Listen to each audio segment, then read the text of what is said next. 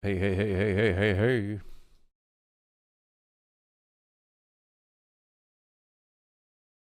How's it going? Hello. Starting a little later than I uh wanted to, but hey, I'm here. We're here now, making the video game.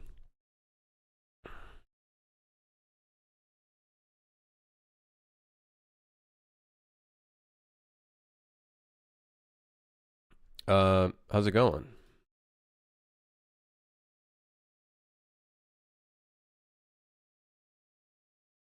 Hello.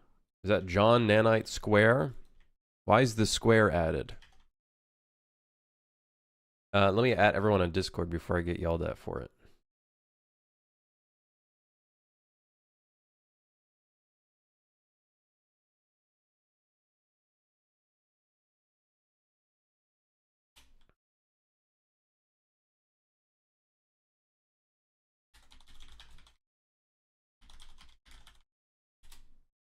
Cool.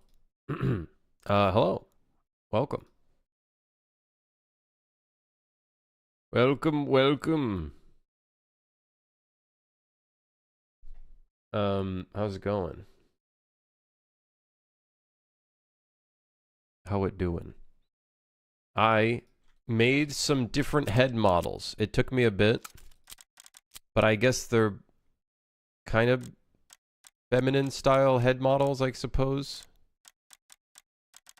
So now we have quite a bit of variance.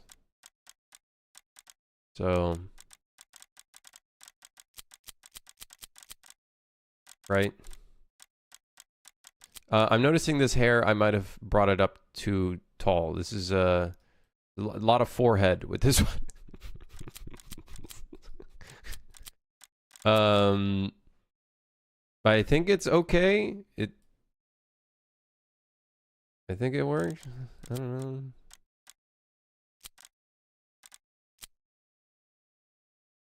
Leon looking haircut too. Yeah, we got some variety.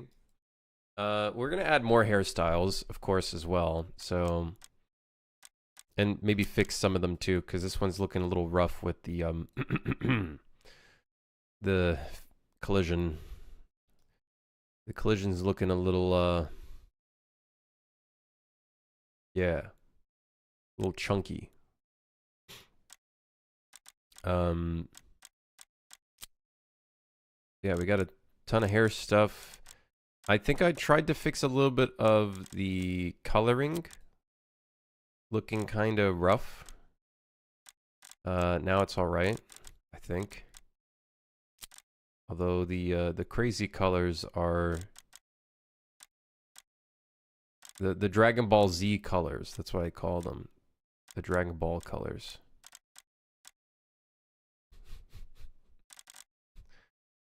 Yeah, look at the physics body though. Like we need to fix that.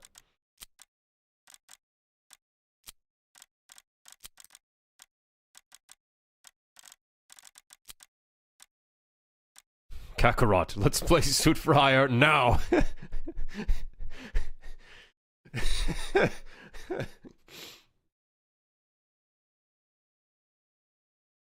Kakarot. I can't do his voice. I can't do a Vegeta voice. Maybe if I had like enough beers or something. Yeah, welcome. We're gonna maybe work a little bit on the character customization today because we got like, dude, there's no blue check boxes in here. Absolutely psychopath energy. Off stream, I think I fixed some bugs and little things here and there. Most of it was like weapon related stuff.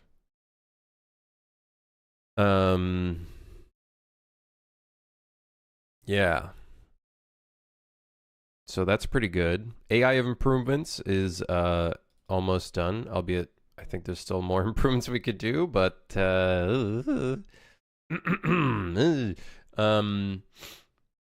do have to start working on these level blockouts that aren't done yet.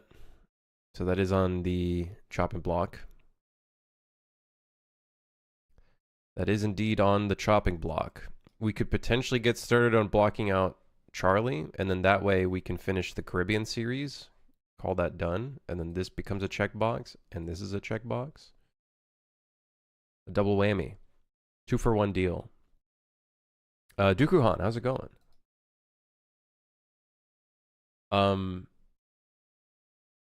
But yeah, I think one of the big things we do need to start working on is this. I'm thinking we just start with one accessory, which is glasses. Just one accessory to get started with. Actually, maybe two. We should do two different types of accessories. One that's glasses and one that's a completely different one. So then that way we can come up with a system that allows you to wear different accessories at the same time. Right? Right. A watch. I guess we could do a watch, I guess. My only problem with that is, yeah, like I guess we'll keep the hands in the same spot and everything. So I guess we could do that. A clown nose. What? Why a clown nose? Why? Hold on. Why a clown nose? Like, what kind of accessories can we do? We can technically do gloves. I don't know how that would work. If that would work at all, actually. I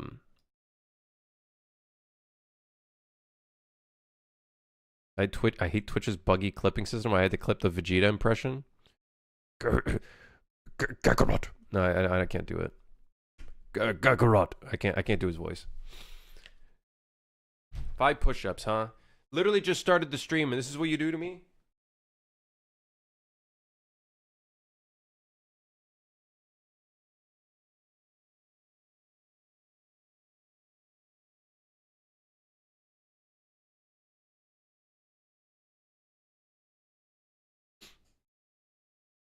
Mask. I thought about a mask. The only problem with a mask is we have all these different head shapes, and they're very drastically different. How would I go about making a mask? That's kind of a problem.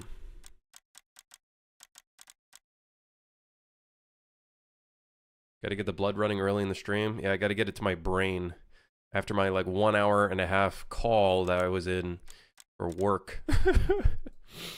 Anyways, yeah, we'll get started with shades.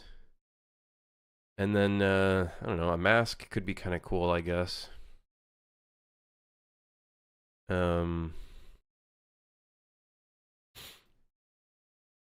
Gloves could be interesting. I don't know how we'd go about doing the gloves. Maybe we like just, yeah, maybe it could just be a retexture. Weapon skins? No, we're not doing anything like that. We're not doing it. What do you think this is? Counter-Strike?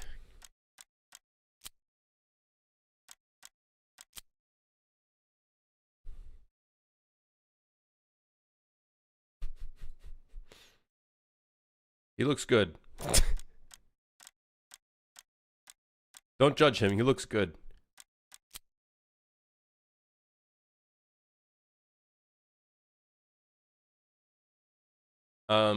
Yeah, I can't think of anything else besides shades. That would be like noticeable. Like I guess a mask, but I don't know how we'd go about doing a mask with all of our different head shapes. You ever do weapon skins and you gotta add loot boxes and microtransactions at the road to becoming a gazillionaire? Yeah, and my random tiny ass indie top-down shooter that not many people care about. Yes, of course. Why, of course?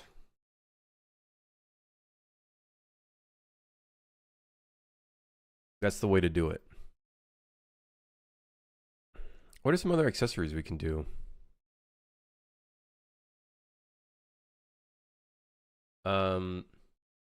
Clothing accessories. Let's just Let's just see. Clothing, accessories. We got glasses, bow ties. Now that would be earrings. I don't think anybody's going to notice earrings on our player's character. I just don't think that's like worth doing at all.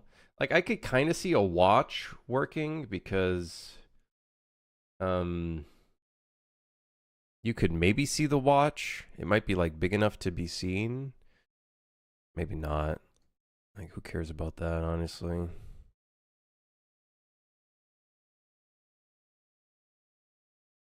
Got to do the clown wig with the nose because we're not adding in a clown wig with the nose. I'm not adding.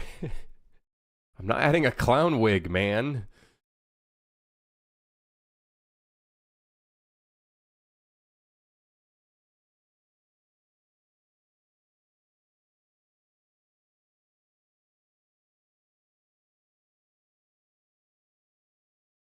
Gotta have the gold watch and the $ gold chains. The problem with chains is that there's a high probability it just like starts clipping all of our clothing, and I'm not about to do like a system where we prevent clipping.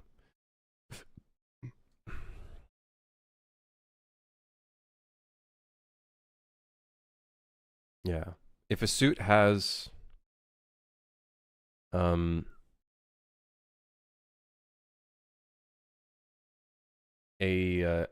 an accessory to it,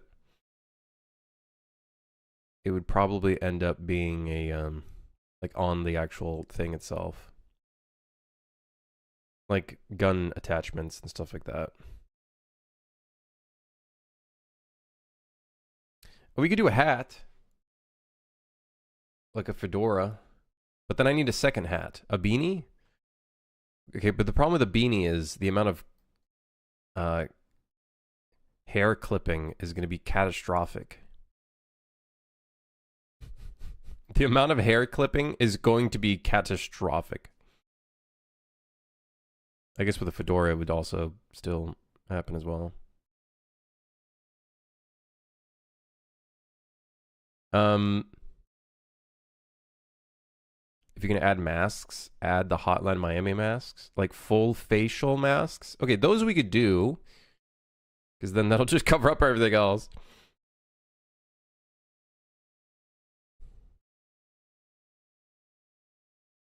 Chicken masks that cover the whole head.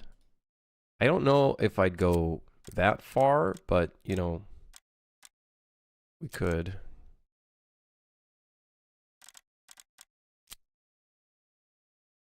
God, look at this guy's fucking chin. Look at this guy. I think when I was designing this guy, I was like, this is going to be the Giga Chad head.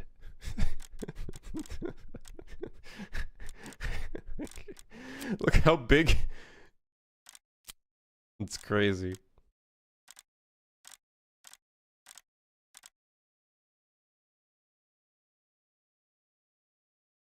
No, the accessories wouldn't do any gameplay. This is all just visuals.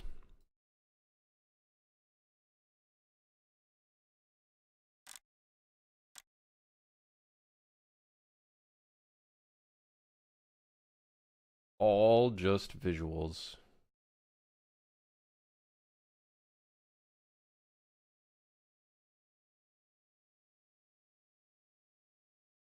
All right.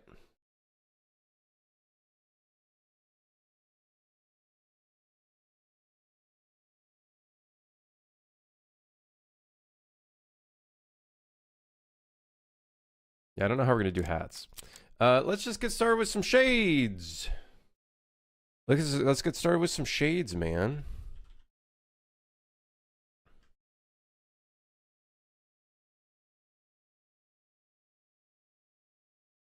Let's get started with some glasses. Some slick glasses.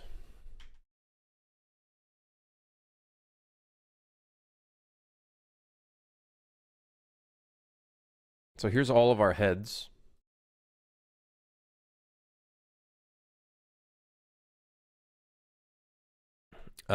We have to make sure that the shades are forward enough so that they don't clip any of the heads. That would be like challenge numero uno. Which shades are we starting with, guys? What kind of style are we starting with? The classics. We doing Blade style glasses. Maybe Matrix. Thin frame. I don't know. Nice circular, the circular frames. I think I'll just start with this kind of style, perhaps. Or whatever I can just come up with off the top of my head, honestly. I'm fine with that too.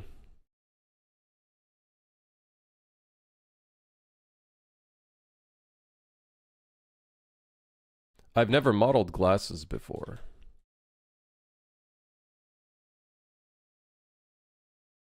So, probably start with a cube.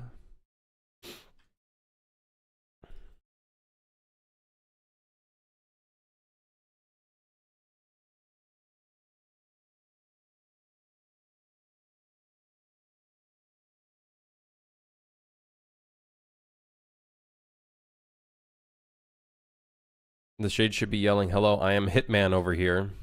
That's the main task. What else do you think I'm doing? All of our styles need to be very Hitman-y. All right, that's it. That's the style. That's the style, baby.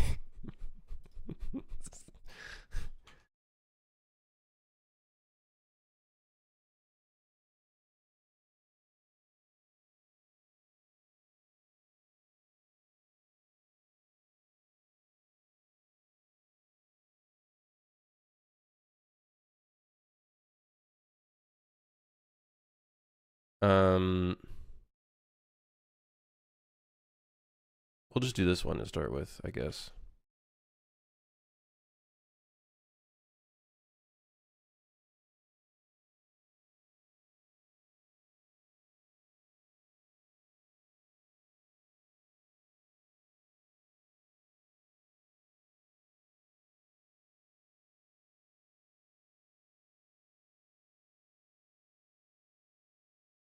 Yeah, that looks about right to me.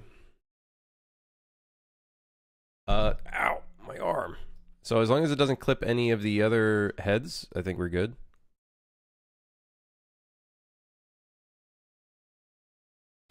We could do a really simple kind of frame, I guess.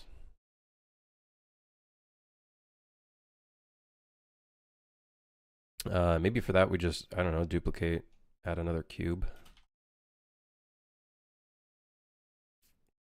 I have no idea where that pivot is.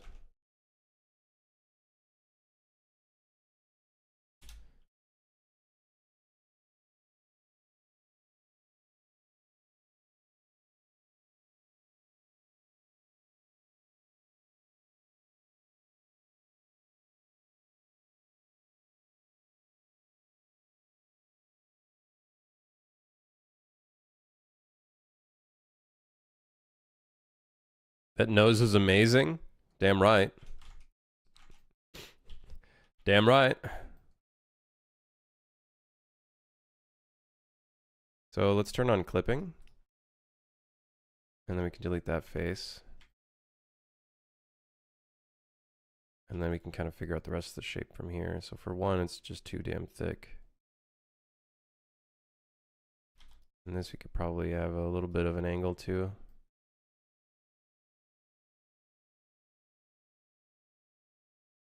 This looks like a Roblox asset. You look like a Roblox asset. Have you ever thought about that?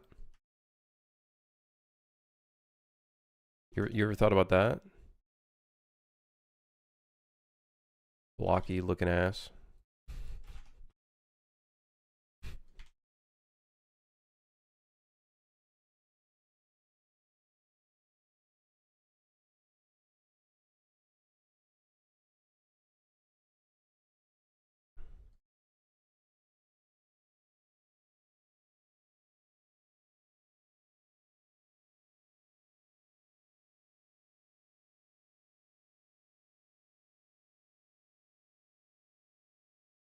And then we need to, let's go ahead and duplicate this cube. Turn off clipping.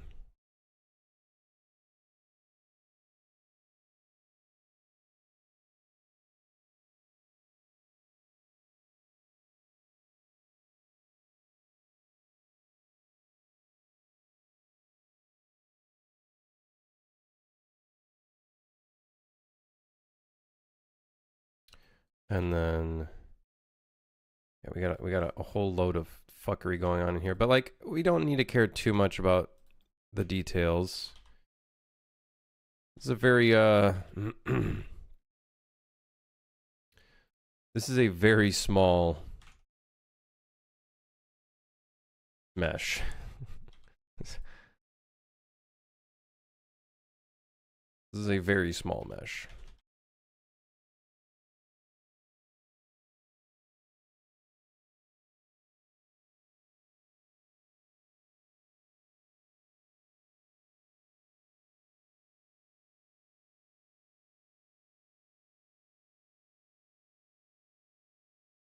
Okay, what do we got here?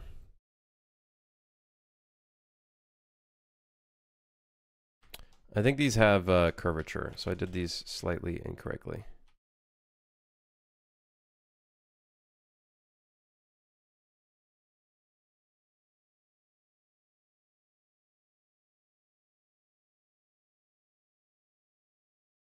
And then, of course, we got some bevels to put in here.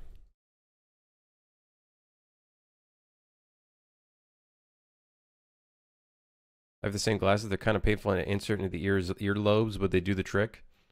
What do you mean by insert in the earlobe? Like you just you forcefully fucking impact that shit in your ear?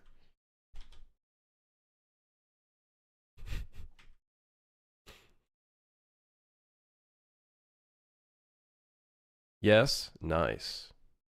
Way to do it.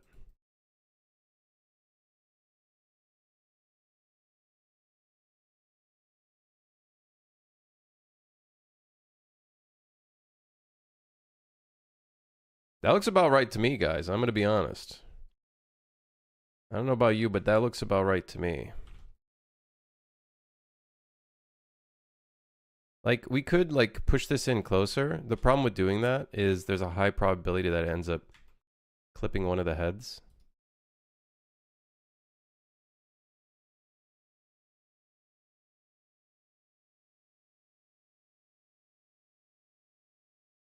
Or not clipping one of the heads, like in this situation here. It just kind of floats. It's got a different kind of power. You wouldn't understand.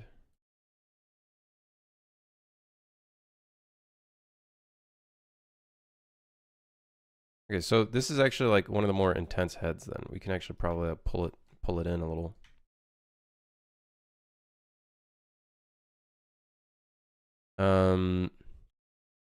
And then we could do like a little ear thing right here by just slapping a random cube. And then that way we just have something there.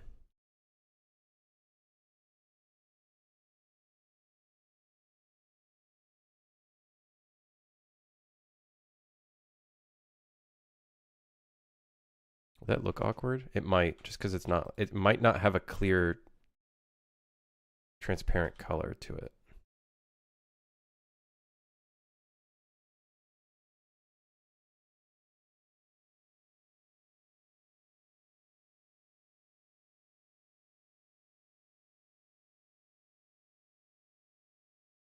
It's one of the most intense heads. That's not what I meant. I meant like this is one of the more. It's one of the larger. He's got a big head. He's yeah.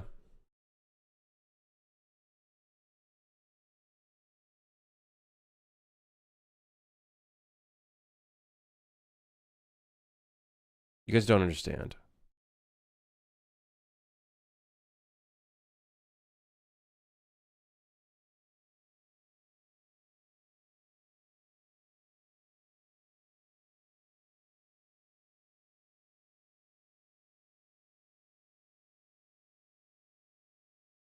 Is there a curve to these glasses? There probably is, right?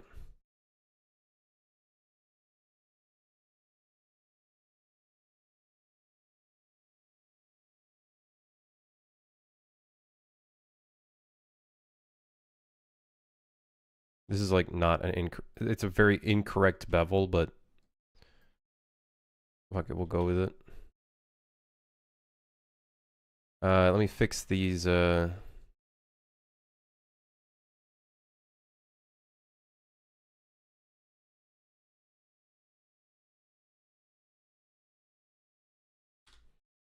these things here.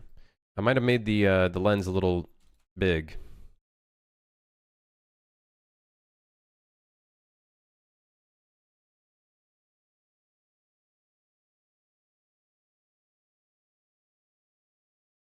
For a video game. You don't understand. First thing I see is N-Gons. It's just a normal day, man. It's just a normal day. You don't understand. It doesn't need to be perfect.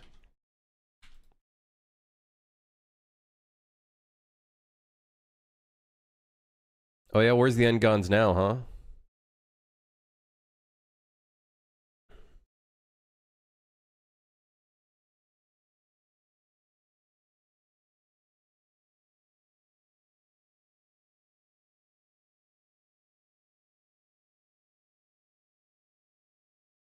They're kind of floating off the head for some of them, but I honestly don't care much for it.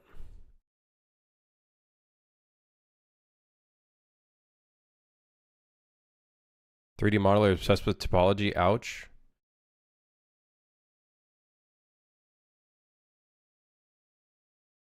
I don't care much for it, to be honest. I've stopped caring, especially like think about it. In the actual scenario of our game here and what this is actually going to look like on our character when it's in the scene, the thing the person's going to see the most is the silhouette of the front frames, and that's about it. And perhaps if it's on their face, which might be problematic because of how this is shaped.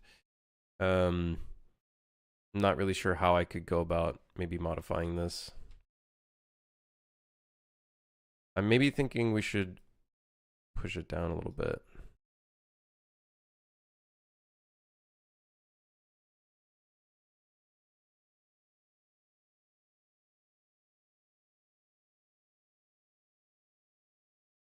Like, don't get me wrong, you'd probably get fired at like a AAA studio for doing something like this, but like, we ain't at a AAA studio, you know what I mean?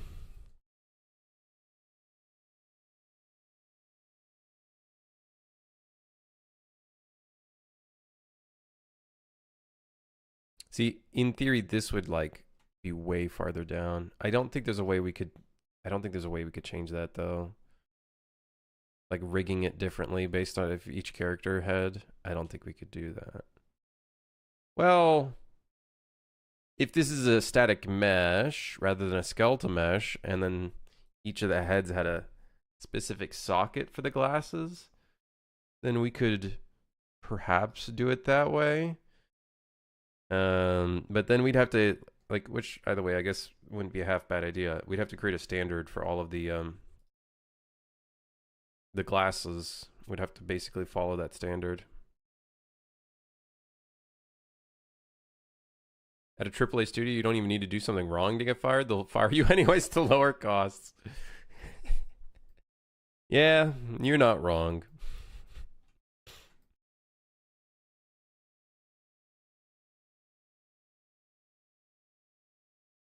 Deforms well. The thing is, we don't need these glasses to deform, right? Because most of the head is static. Like, there's no actual movement to the head. So in theory, we could make these glasses, like, we could actually just make them static meshes.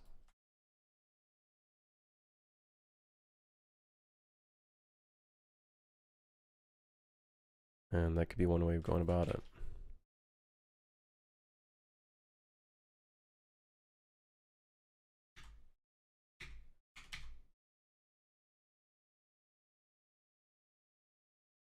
So, crazy idea. I'm actually thinking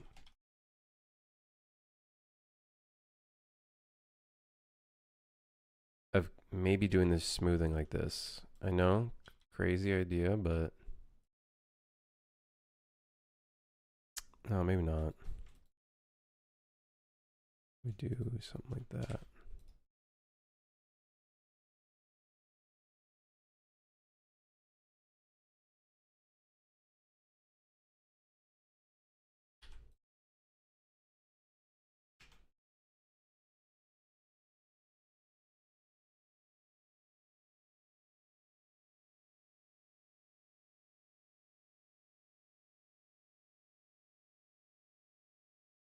Like, it's technically, like, straight.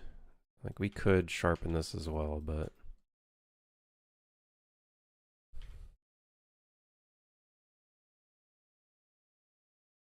Just make the glasses use nanite. There we go. That's the money. That's where the money is.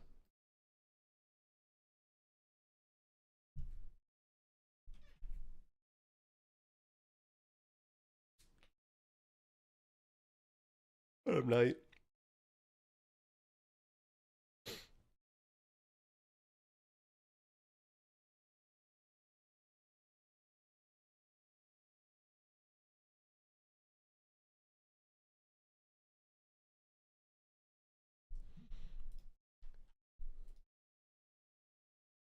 All right, we got our first pair of glasses now.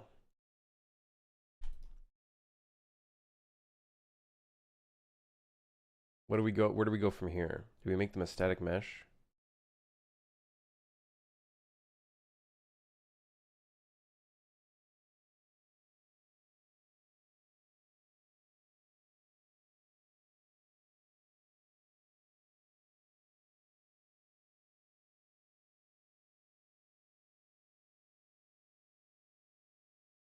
How much is a cappuccino in Canada at a gas station? Well, the better question should be, why the fuck would you buy a coffee, a cappuccino, at a gas station? I actually don't know. Will the glasses apply a filter to the game like they do in GTA 5 first person? Yes. Lies.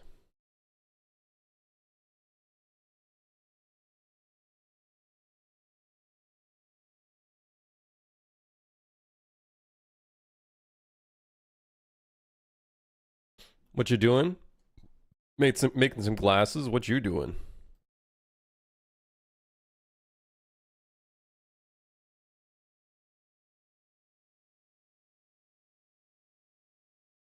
Where do we keep the pivot for the glasses? What should be like the universal pivot for this? Where it is now? Like that actually could be low key a good pivot point.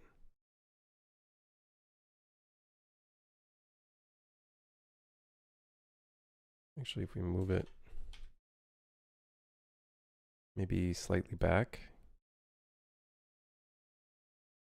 I love how when you use the slider on this thing, it's so fucking awful.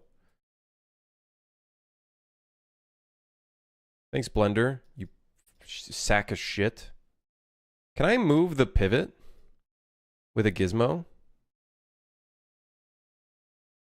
Is that a thing I can do? Can I just move the pivot with a gizmo?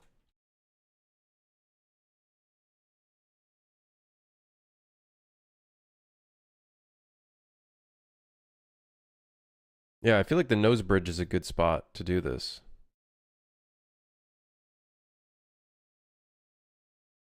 Like right here.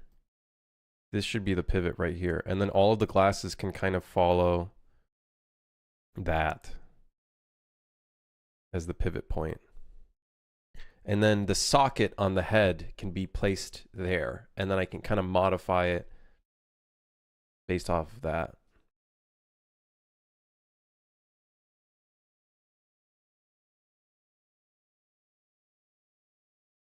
Yeah, I think we'll make the glasses as a static mesh then. Maybe that might make my life easier.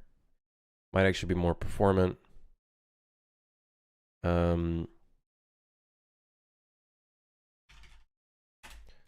Let's do it. Why not? Fuck it. Hold on, let me export.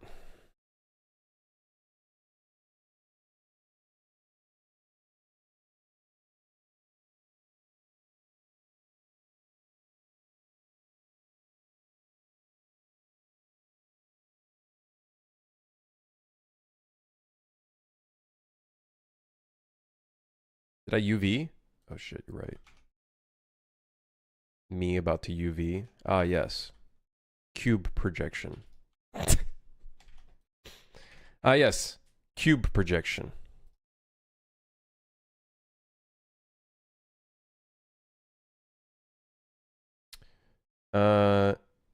Actually, I'm gonna rename this. Character underscore glasses. add some proper exclamation marks and stuff. All right.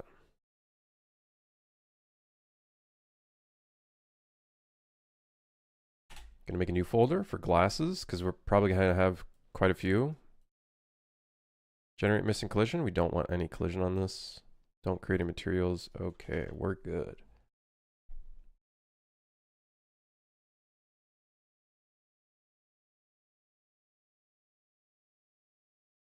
Gets a coffee at a gas station. No, if you really want to gamble, you get sushi at a gas station. That's what you do. That's like gambling with your life. That's what you do. If you want to play Russian roulette, don't use a gun. Just buy sushi at a gas station.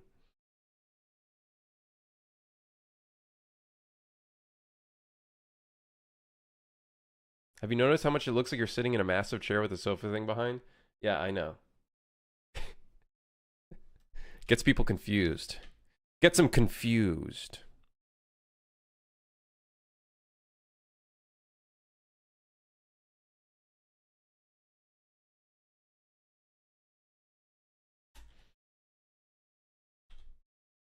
Gets them real confused.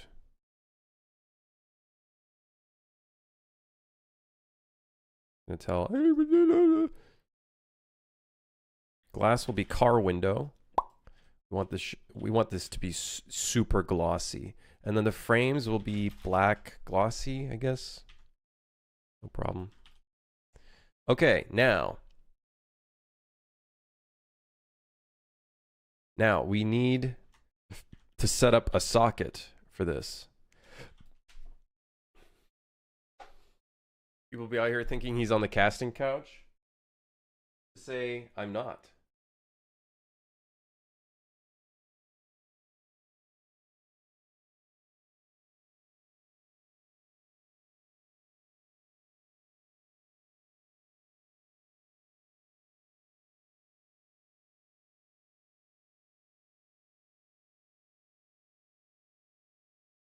Hey, listen. This game dev thing might not work so well. I might have to be on the casting couch, okay? You don't know. You don't know. You literally you don't know.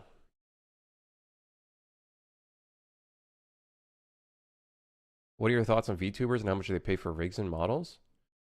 It's cool. They pay quite a bit for what they get. At least there's one type of content creator who does not lowball artists. Dude, some streamers are such lowballers when it comes to like graphic designs and branding for their stuff. Like $200 for a logo? That's crazy, bro. It's like, what?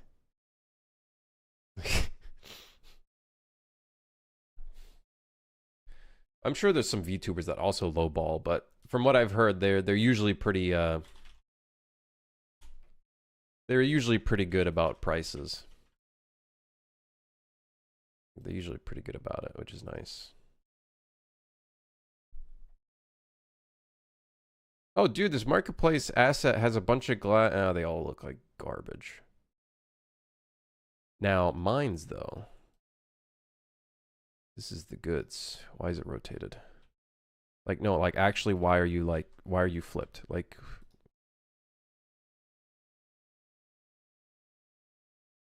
and also, why is it when I zoom in, his head's disappearing because of the material?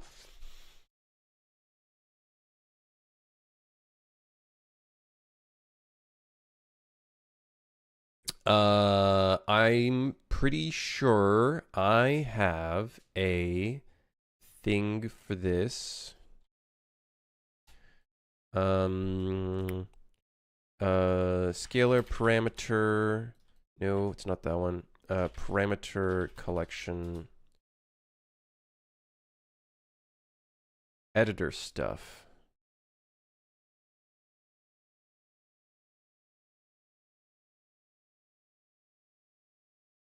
Oh, I don't want to do this actually.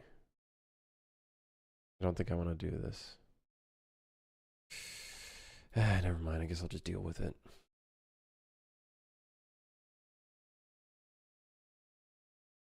Why stop at anime girls? Why not have game characters playing games? I'm pretty sure I saw like a VTuber do that before. I think the problem is, here, I'll just do this. I think the problem is, well, A, copyright, and also like your branding gets lost.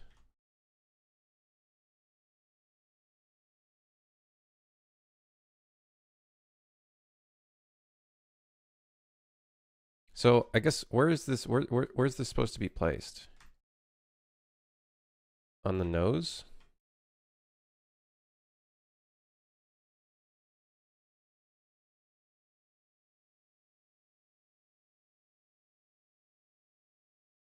Cool. Tunes with UE5 graphics. Well, you gotta remember they also have to render. They also have to have that on at all times.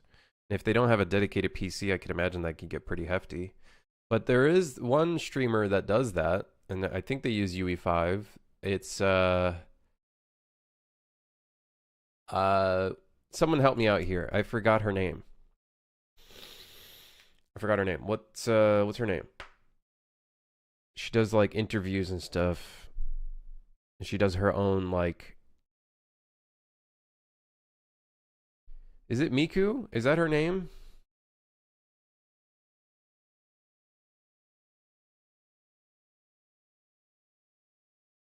Code Miku. Yeah, Code Miko. Yeah. That's yeah, I remember that. There we go.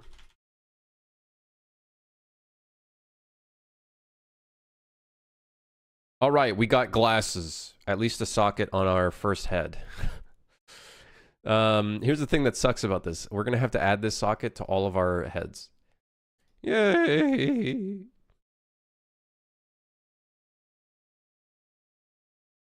Yay! If I just paste, is it gonna paste it where on the head?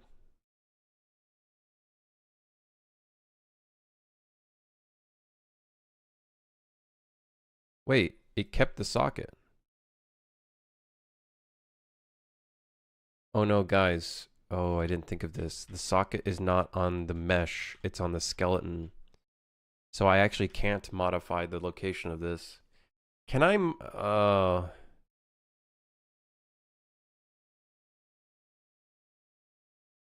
duplicate this socket from the skeleton to the current mesh and modify the socket data for it?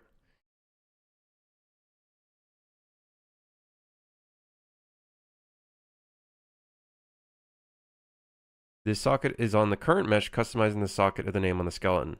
You can do that? You can do that?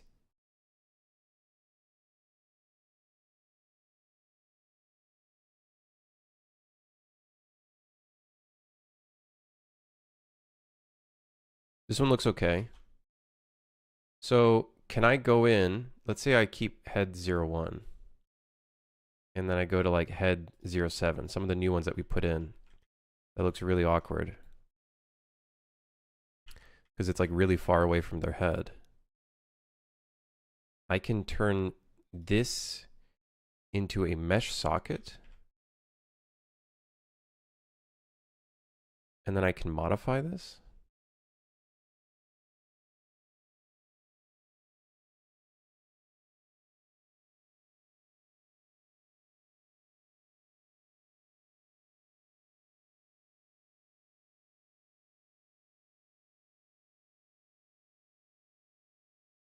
And then does that modify the other ones, or are they like, they're okay?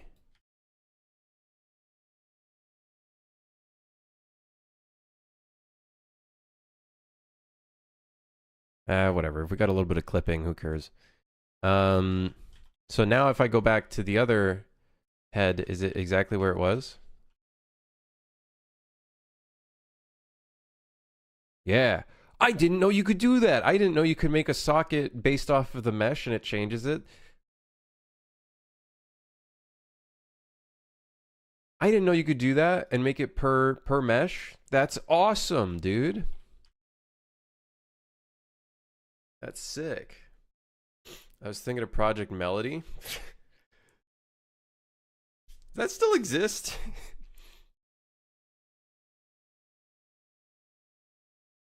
Maybe just like on a completely different platform, I guess. I actually did not know you can make a socket based off of the mesh. I think that's sick.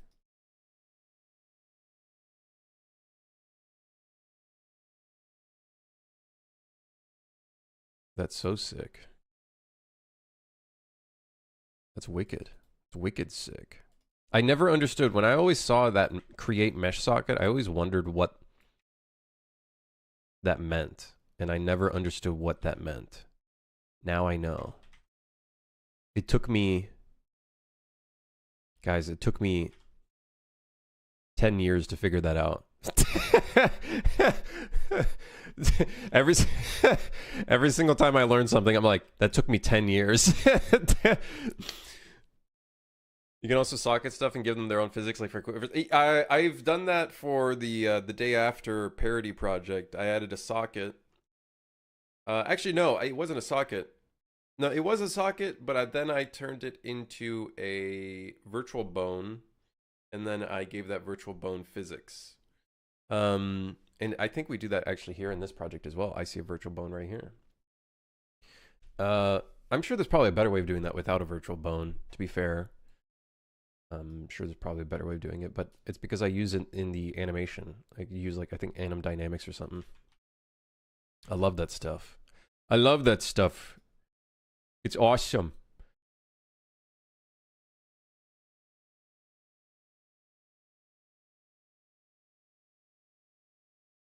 So this one I already set up. Which one did I not set up?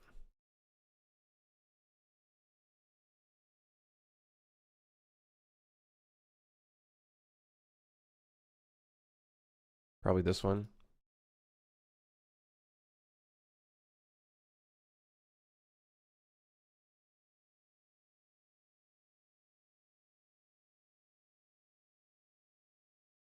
I want to make the trace by object, so when I shoot it, trace by my gun's mounted. Right now I'm tracing it from the camera.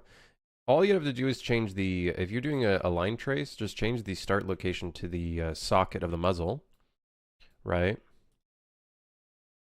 But keep the same code for your end, and that way you don't screw up any of like the shooting and stuff. It still feels good.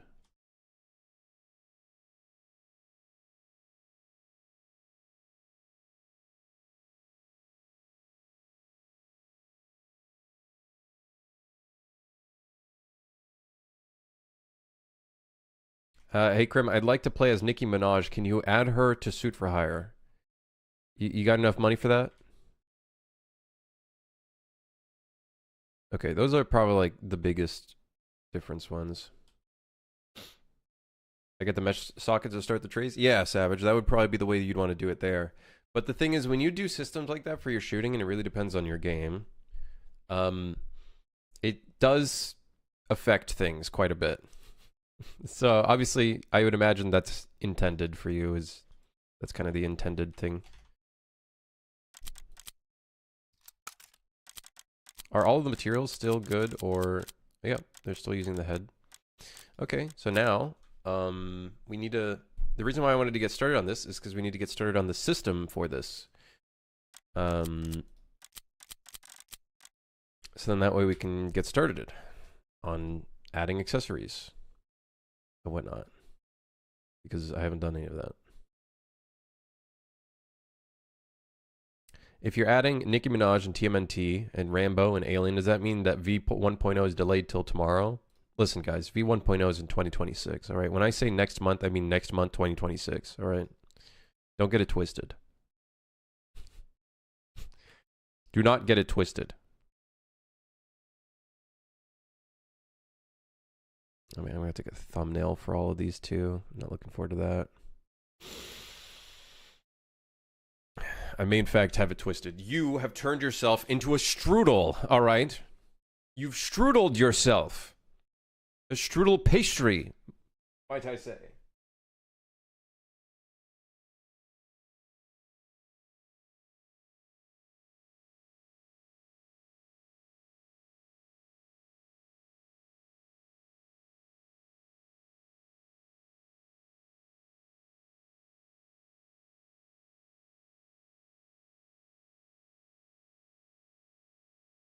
with apple or raspberry or your choice of random fruit. Hell, fuck it. Honey. Why not? Just a bunch of honey. What is honey considered? A fruit? What is... It comes out of a bee. What's honey considered? What is that? A sauce? Bee vomit. Okay, nice. Thank you. It's secretion. It's a sauce. It's bee puke. That's what it is. I wonder what a bee feels like when they're puking out honey from their mouth. I wonder what... Do you think they just spit it out? Just like how we spit out saliva?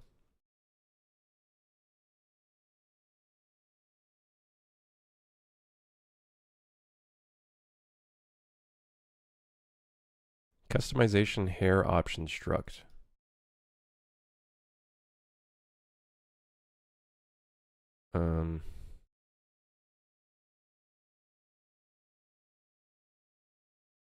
It's put in the sugars category. Okay, I see. Okay, I see. So everything everyone said above is correct. Bee vomit, secretion, sauce, bee discharge, and sugars. All of those are technically correct. Yeah. Those are all part of it. They're all part of it. Don't think about it too hard. Same for eggs. That's true. That's true. How does the egg come out of the chicken, man? That's crazy. Which came first? The chicken or the egg? Who knows?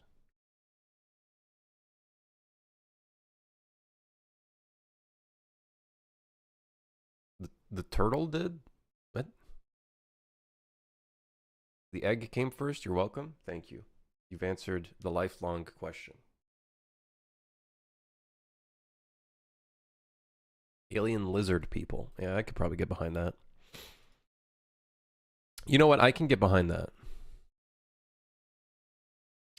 We need to add more to this struct, which is customization hair option, which is, you know, that's technically not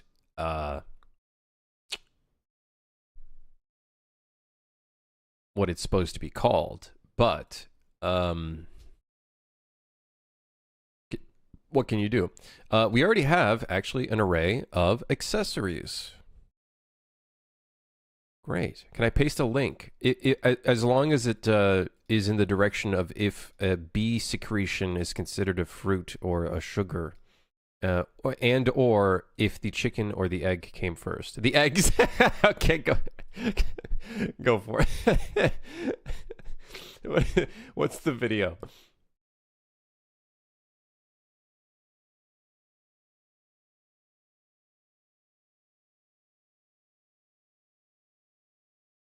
In the ovary.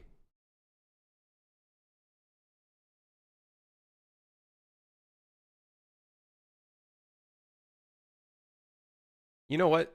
Hey, whenever I have a kid, I'm going to show my kid the Magic School Bus so then I don't have to teach them about like anything. And then the Magic School Bus does it for me. How are babies made? I don't know. Watch the Magic School Bus. Here you go. Here's a hat accessory.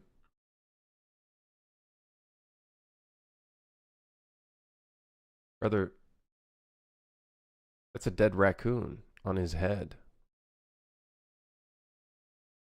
That's messed up. That's all kinds of messed up. All right, so we need more parameters for our glasses. Okay, we need more parameters for our glasses.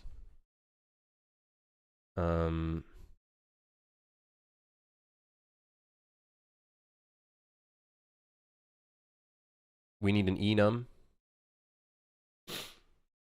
We need an enum. We need a static mesh parameter. We need a socket attachment parameter. Let's make a list. We need an enum for type attachment accessory type. Then we need a static mesh, soft reference static mesh. Then we need a socket attachment name. Then we need a, that's it. Enum for the accessory type. Then we don't stack classes on top of each other. Static mesh. And a socket attachment name. Now, I should probably just use an entirely different, maybe I should probably just use an entirely different struct, but that would be a good idea. But that would probably be a good idea. In fact, maybe we should just use a different struct.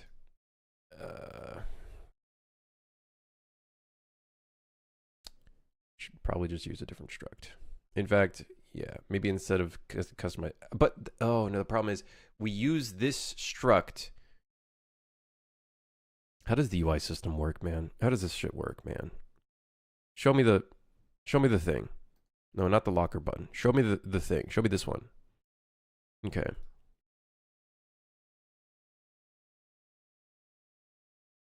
Character customization slot. It feeds the row name, the slot icon, and various other things that I'm terrified of looking at because this code was a while ago. Can the suit have a tux? Yeah, we'll probably have like a tuxedo kind of suit and stuff. Like we got a ton of like different references of different kind of clothing styles, you know what I mean? So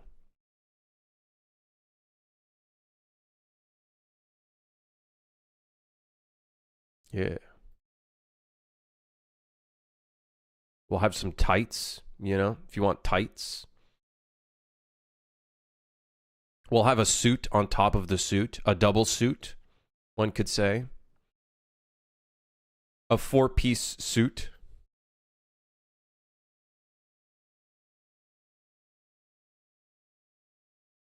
That's kind of what I'm picturing. High heels? Yeah, why not? We'll put some high heels in the game too. Why not? That could be one of the pants options. One of the pants options could have no pants at all, and it's just high heels. There's no pants at all. It's just high heels. So then that way you can wear like a dress or something. I don't know. We should add one dress at the very least, right? I was looking at ArtStation to look at like a bunch of like, there's like people that sell just Marvelous Designer clothing thingies, and I was thinking of buying a couple of them because some of them have some nice outfit ideas.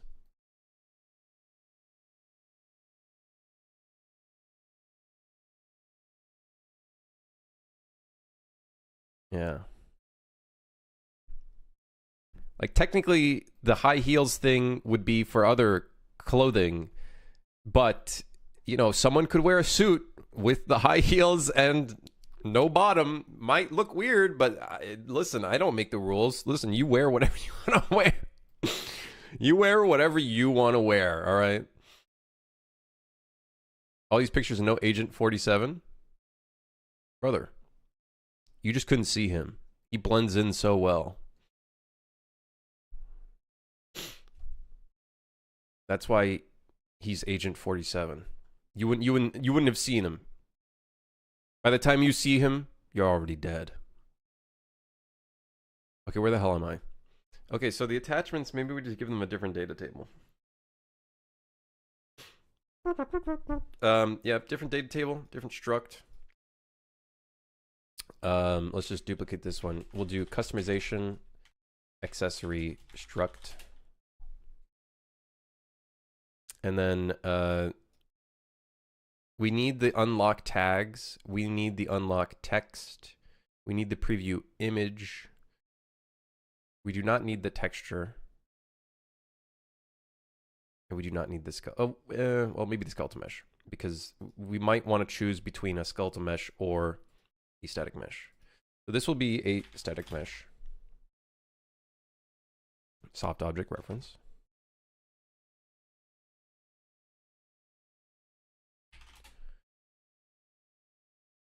Preview image. Static mesh, skeletal mesh. Maybe I should have made this a struct of its own, actually. You know, we'll 100% have a suit, an upper body suit that's red tie, white dress shirt, or slightly gray, and then black. You know, we gotta. You know what I mean? We gotta have that in there.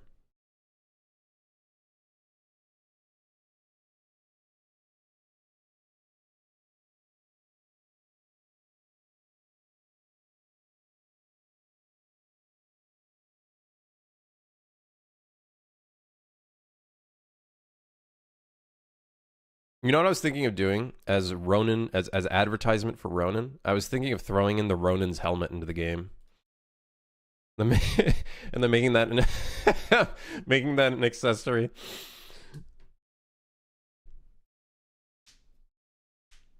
We'll have a trench coat. Yeah, totally. Anything that could fit within like our character's world, I think, is what we'd kind of want to do. Something that makes sense within the world, makes sense to the character to an extent.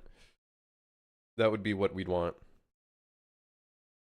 Most of it is formal wear, but we'll also have like some tactical wear and stuff like that too. And then some stuff that's a little bit more out there and whatnot. But most of it, I think, would be like formal or somewhat fancy-ish kind of looking to an extent. Maybe like a leather jacket could be a cool one. I don't see why not.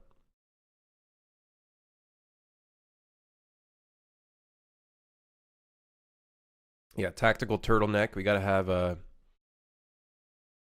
I don't have it here. That one scene from John Wick where he wears a turtleneck. I guess that I wouldn't consider that a turtleneck.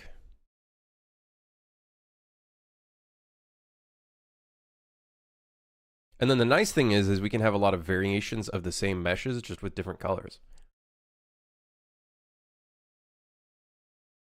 Can you imagine the sounds Trinity outfit makes? Yeah, it probably sounds like a slightly thicker / heavier, with no disrespect, slightly heavier garbage bag, because it's kind of like that latex kind of leather kind of material. Very plasticky, stretchy, plasticky, probably. Yeah.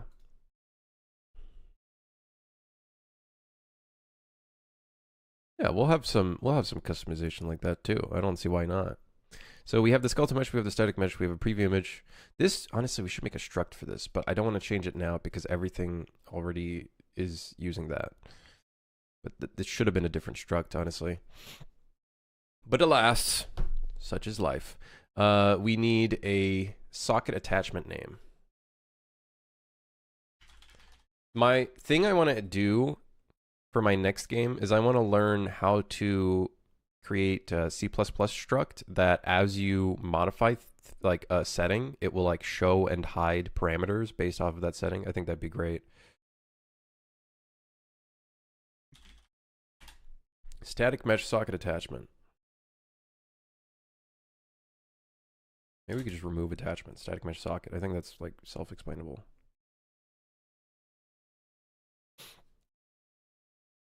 The next one is, we got those two. We need the enum for the accessory type. Context sensitive search or something. It's something like that. It's something like that. I don't know if, is that usable in a data table or is that just for a data asset? I would imagine you could probably do it in a data table, right? I don't see why not. It's still just a struct. It's just hiding and showing the things it needs, right? I don't know. I don't know. It's the question to be asked. Okay, so we need an enum for the accessory types.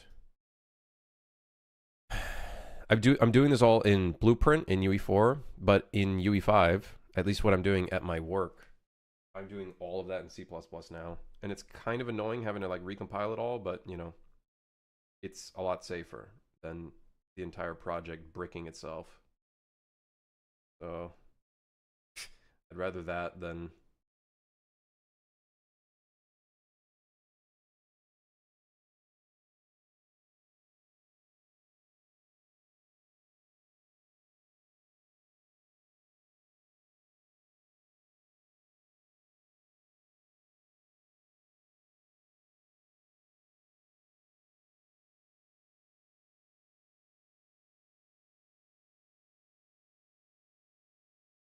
um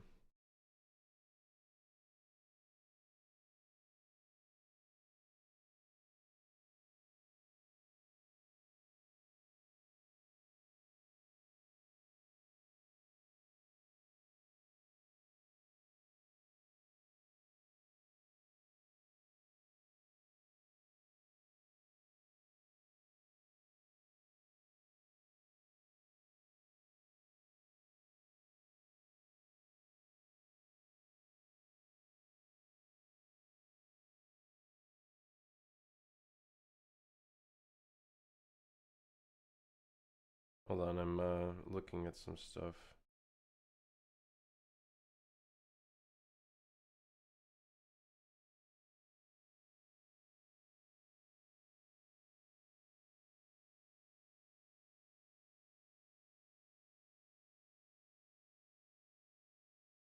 Am I any closer to a camera solution since yesterday? No, I just said fuck it and I just used my old system. I'm gonna be honest. I can't be bothered.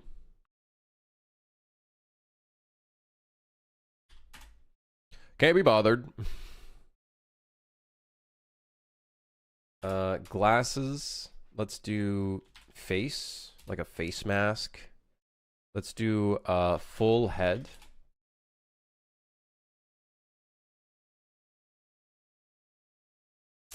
What are some other accessories we could do? A watch, I guess. I don't. Do we care about a watch, guys? I'm gonna be honest. Do we really care that much about a watch?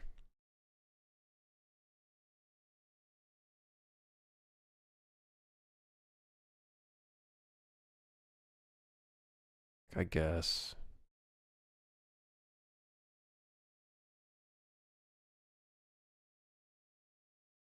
We got glasses, face, full head, and head. Full head and hat, I guess. Glasses, face, full head, hat.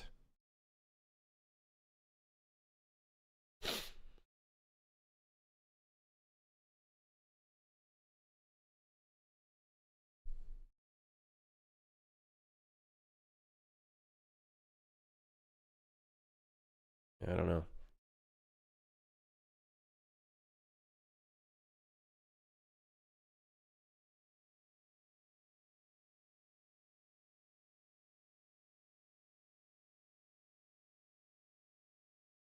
Saw footage of Borderlands 4 yesterday. They have this unique mix of PBR and NPR. Now with Lumen, it looks kind of unreal. No pun intended. Unreal as in it has that Unreal Engine look, or like Unreal as in it looks unreal. Dude, it looks insanely unreal.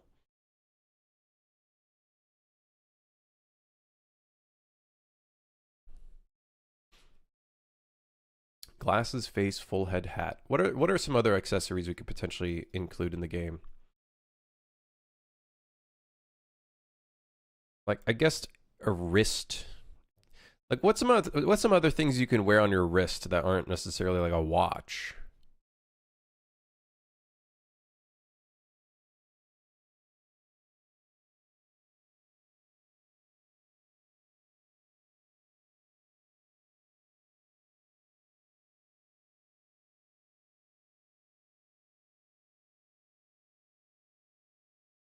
Um, I guess gloves. If we end up wanting to do gloves, we could do gloves, I suppose.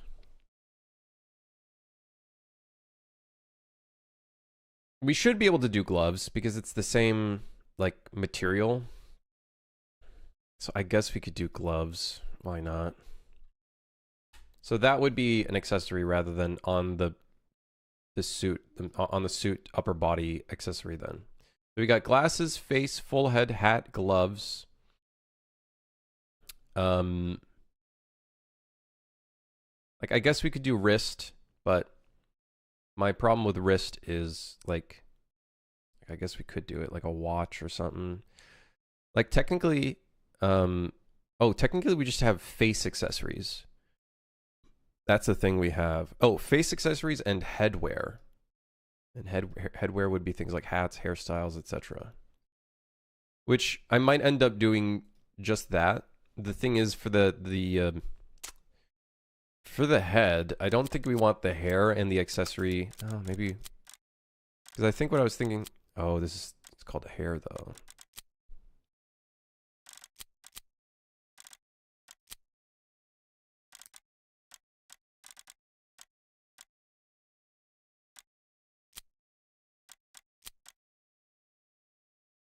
Comtacs? What are comtacs again? Headphones? Really? You want you want headphones in the game? No,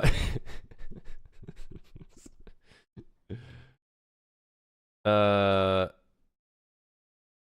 don't think we'll do headphones. If we do headphones, we'll put it a part of like a helmet kind of thing. Or yeah, it'd be a hat. It'd be considered like a hat or something. I think this is fine. Glasses, face, full head, hat, gloves. Like, I guess we could put a watch in, but like wrists.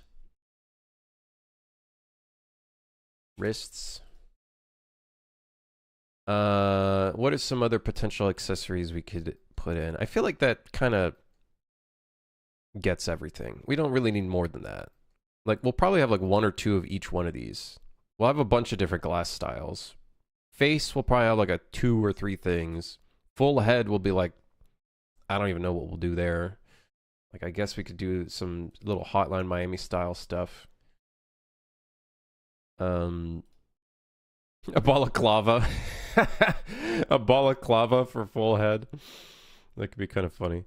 Tie would be a part of the upper body. That wouldn't be an accessory.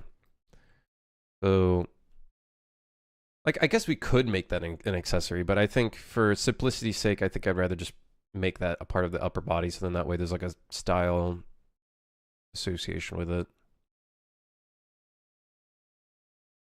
It's less customizability, but I'm not aiming to try to have crazy amounts of customizability, so.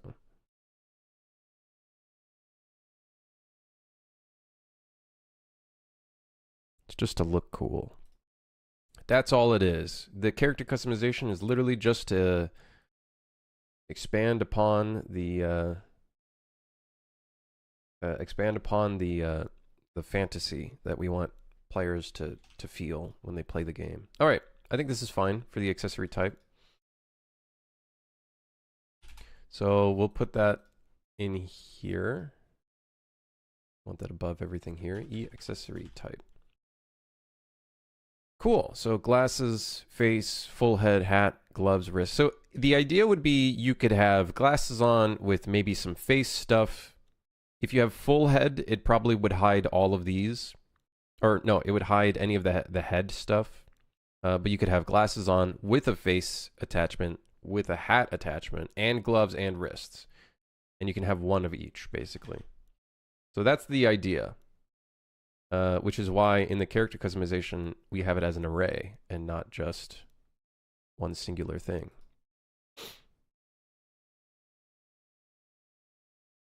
How about if some items can fill more than one slot? We'll just try to put it in the most matching spot. Whatever reduces clipping. I think that's the biggest thing. Keeps clipping at a minimum.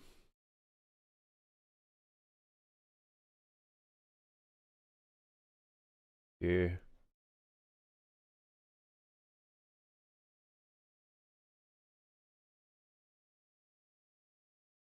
Okay. So we got that in. Okay, well, let's close this real quick. Now... Okay, let's make a data table for the accessories. Let's make a data table for the accessories. So we're gonna make a miscellaneous data table. Accessory struct DT accessories. Well, let's just follow the naming convention we have here. Accessory options. We can add our first one.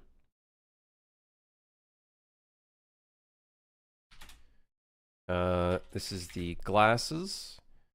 This is going to go on the socket called, I think it's called glasses socket. Glasses socket it is. It's a type glasses. Preview image for now is just going to be whatever this is.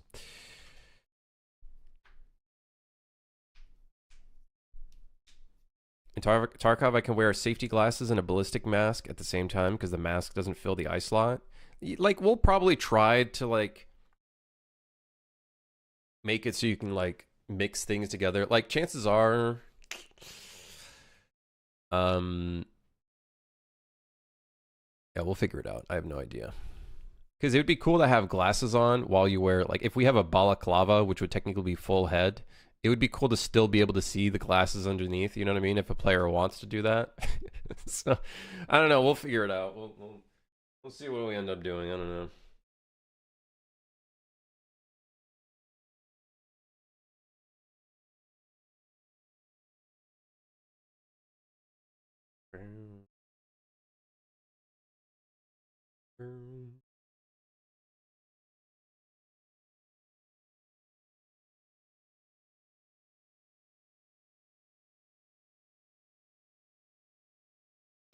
Yeah. Like, and you know what? We're not going to be super anal about players customizing things and there's clipping, because I actually feel like allowing players to kind of just choose it themselves, I think is fine, to be honest.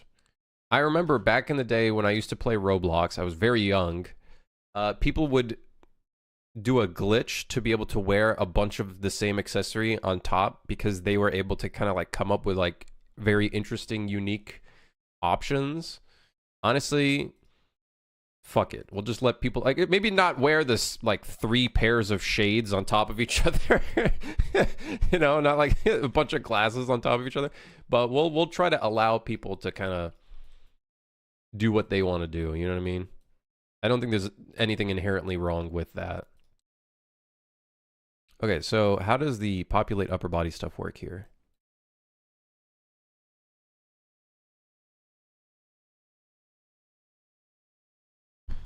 Okay, this is going to be more complex. It's going to be more complex, but let's go ahead and we'll just copy one of these.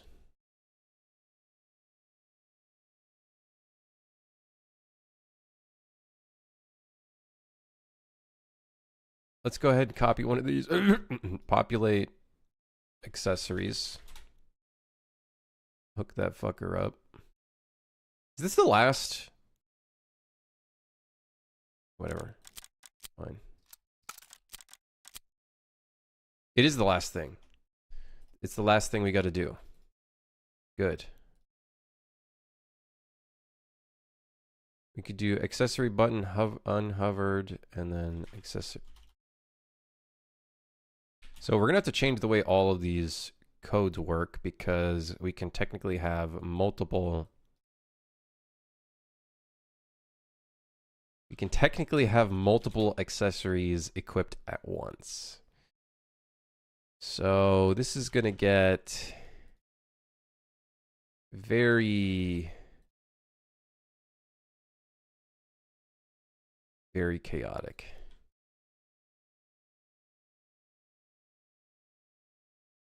So let's go ahead and just copy this stuff. Luckily, this uses the same stuff, thank goodness. So that's very easy. That makes our life a lot easier by keeping all of this code basically the same. Whoa! Okay, then we want to add this to the accessories Gbox. In fact, We probably want this to be a scroll bar.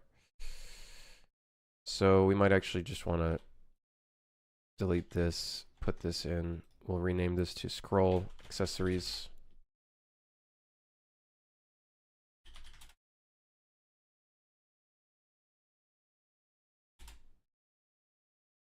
And then we'll replace this with the accessories box.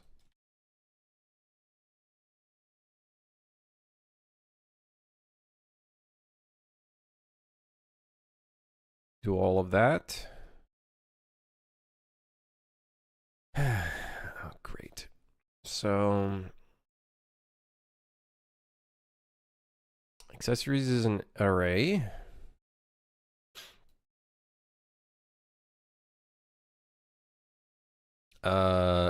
Contains item. So instead of doing this and an equals, we'll check if it's contained within the array. And that way we can have multiple things equipped at once.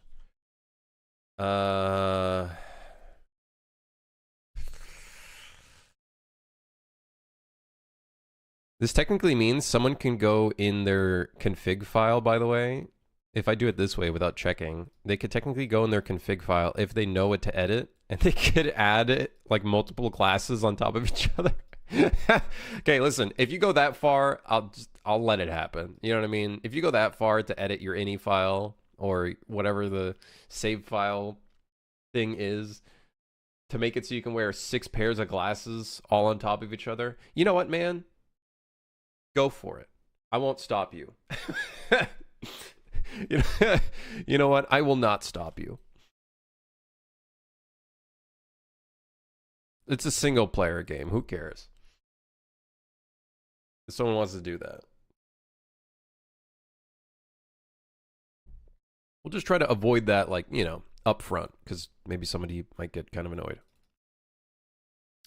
Customizer set upper body. Okay, so here's what we need to do. We need to keep this file open. It's like stacking hats in Mario. It's exactly like that, dude. Okay, so we're gonna delete these.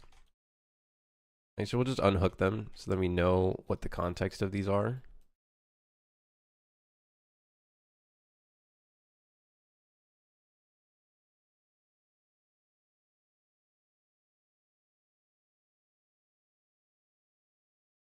Oh yeah, we're gonna have to unhook this as well. Okay, so we'll just unhook all of that for now. Let's just get these slots showing up in our UI first. What a rock star. What are you working on these days? I seen it was some spy sort of game from top-down view. It's the action movie inspired kind of game still, so you can see the gameplay in the corner there. It's still the same game.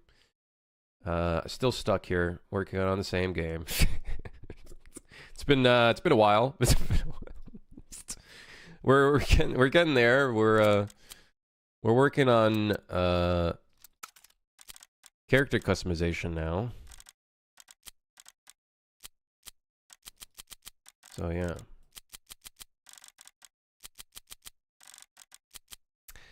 We're working on character customization now.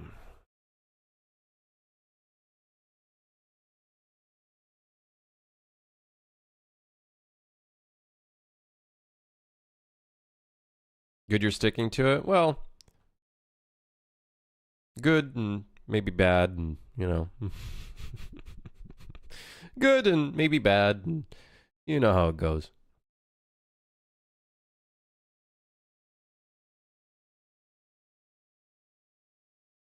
So we want an entirely different system for this,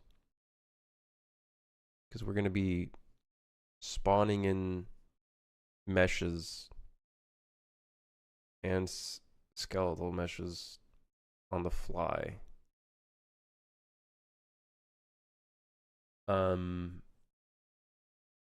This is gonna suck.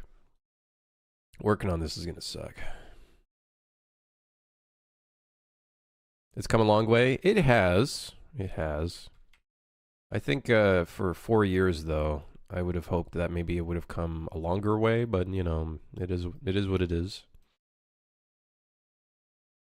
Not the whole thing alone. I got an environment artist right now working on one level, so there's contractors, and then throughout the entire development, I've had a music composer help me with the music because I can't do music. Crimson didn't want it to stick, but it stuck anyway, so he stuck to it. Well, I won't complain. You know, I won't complain.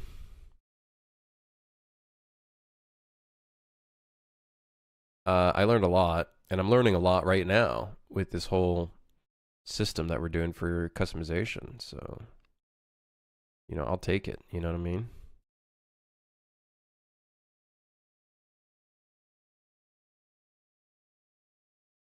Okay, so switching to the accessory works. I might have to get started on a to-do list for this because we're getting into some gnarly territory for this accessory stuff. This section's all good. This is all good. We don't need to focus on that anymore. This is all good. Set up that system. This is good. Now it's just about equipping them, clicking them. Yeah.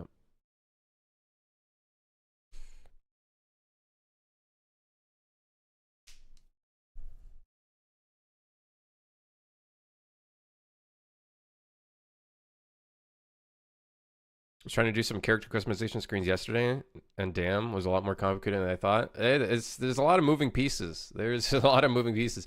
And now with the whole accessory system and how there's different accessories can be stacked on top of each other, and then we avoid stacking like multiple glasses on top of each other. It's definitely this is a lot harder than just customizing upper body, lower body, because for that we just swap them out.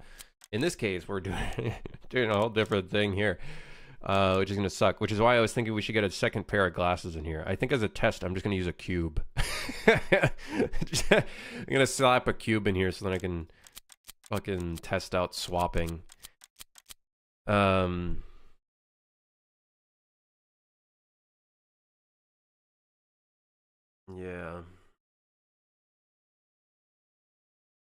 It's a lot. The UI alone is not so bad because once you set up one thing, like the rest of it kind of follows suit. But getting the actual like equipping and that stuff.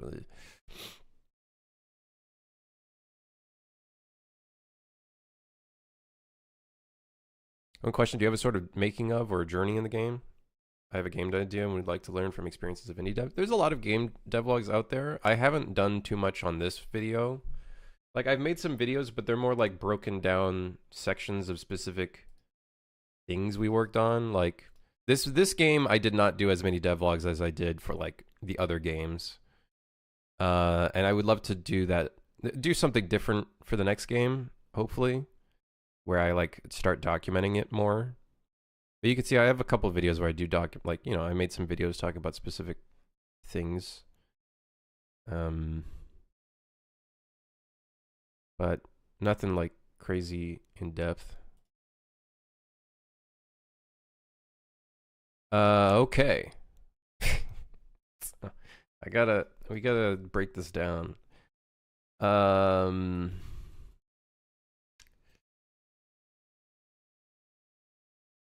can I find your YouTube link? I think this is the command. There you go.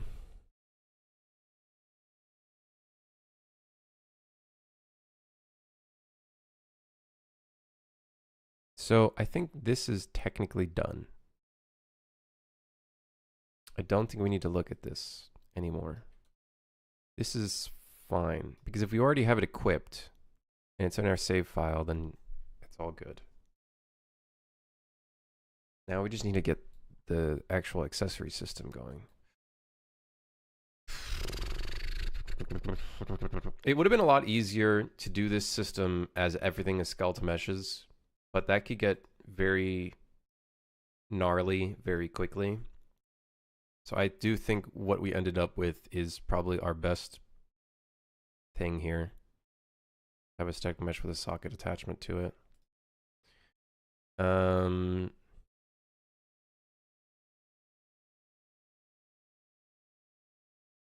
Let's see. Let's get started by maybe swapping this out. Accessory button clicked. So in reality, we actually don't want to add or set a member. We want to add to an array.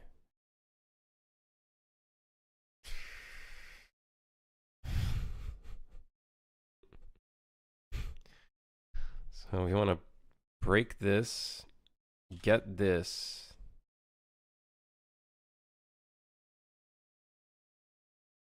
Getting a reference? Okay. No, we want to add to this. Want to add unique.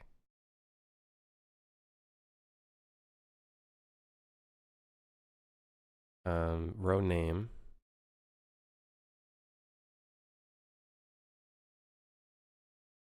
I actually don't know if we need to do set members. If we do add unique, I wonder if it's actually just going to add it to the accessories array for us. We'll find out.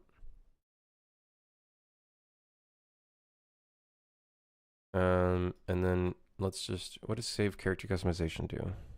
It just saves it. So we can leave that in there. But then this next part,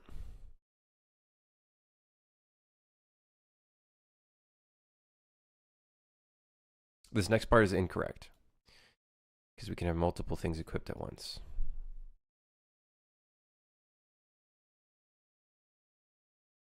So we're going to delete that part, I think. This is correct-ish. We need to do checks. This is going to suck.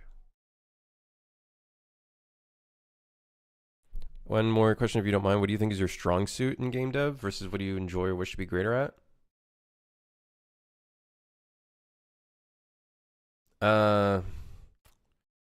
What is my strong suit?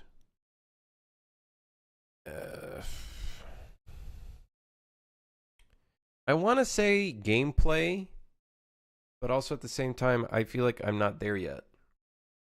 Maybe UI, UX, but even that, I'm not there yet either. I feel like I'm not there. I don't know. I think I've, you know that the Dunning-Kruger graph. I am like, you know how it goes like this, where your confidence in something is like this, and then it goes like that, and then you like slowly stabilize. I don't think I'm ever going to stabilize because I always feel like there's more I can do. So I'm like always right here. I'm always right here. Like I guess my strong suit would be programming, but I don't have experience in C++ enough yet. So it's like I think there's more I could do there.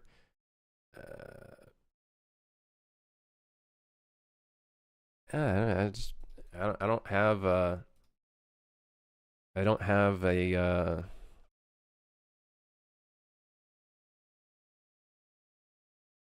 yeah, I don't know. I like I guess my strong suit would be design kind of, but even that I'm kind of like weak at in some respects. But I think out of everything, I've done a bunch of like animation / gameplay programming, so I feel like that would probably be my like strong suit. Just because I think I've done it a lot more than anything else, but yeah.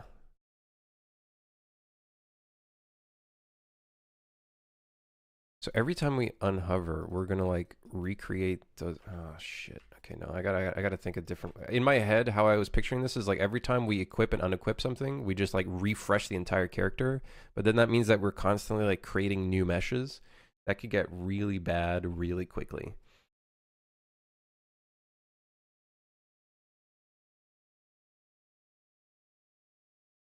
Get really bad real quick.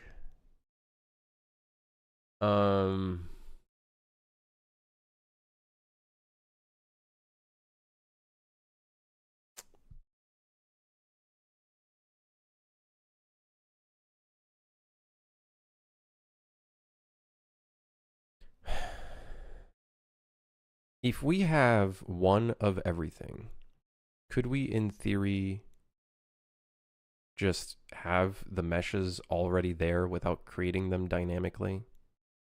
If we have, let's see, we have, where's Where's the fucking enum? We have glasses, face, full head, hat, gloves, and wrists. If we just have all of these set up already, then we're good. I also just realized, by the way, we do need that texture parameter, because if we have gloves, that would be a texture parameter, not a mesh.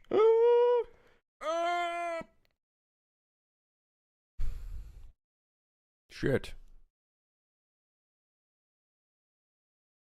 Hey, peace out, Rockstar. Thanks for dropping by again. Hope you're doing well.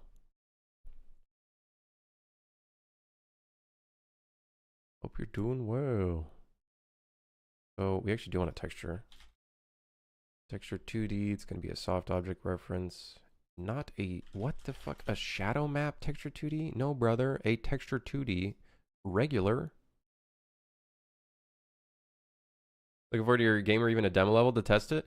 It is on early access, so if you ever want to check it out, it's on Steam. If you ever want to take a look.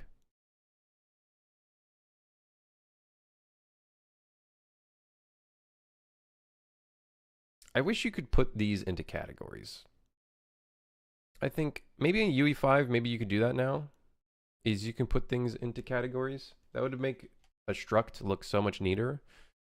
Because this just looks like absolute chaos. Like, I gotta be honest.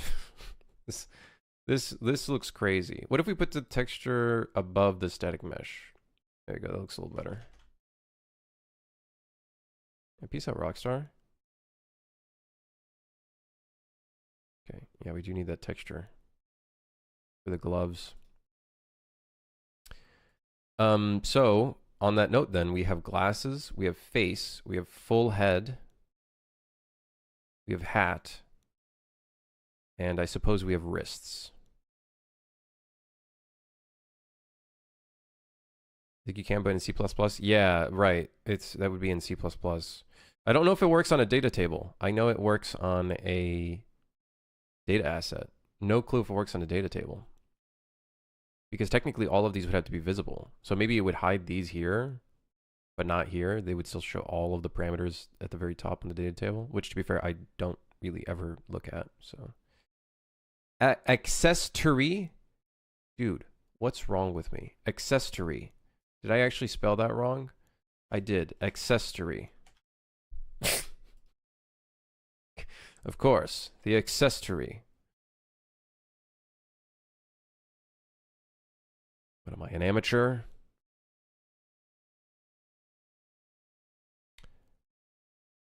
Okay, so here's the hard part, is getting this to work.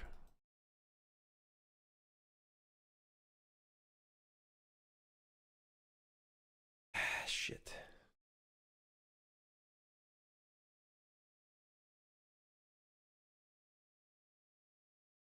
Ah, man. Okay.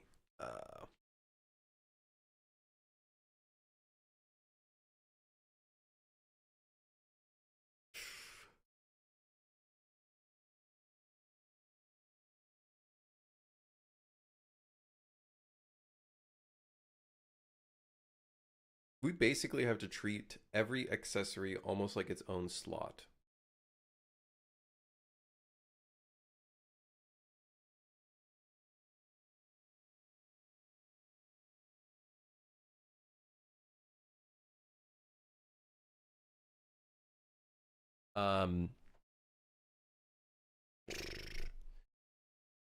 We're essentially going to have to treat every accessory as its own slot. I think that's ultimately what we're going to have to do. So let's do this. For glasses, we know it's going to be a static mesh.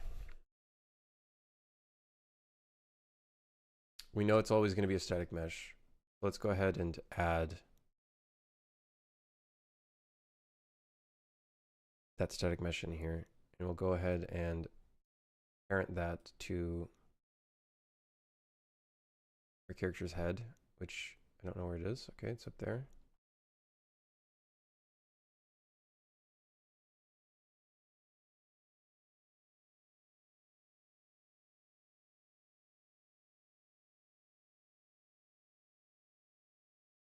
We're going to attach it to glasses socket. And then we're going to just zero out everything.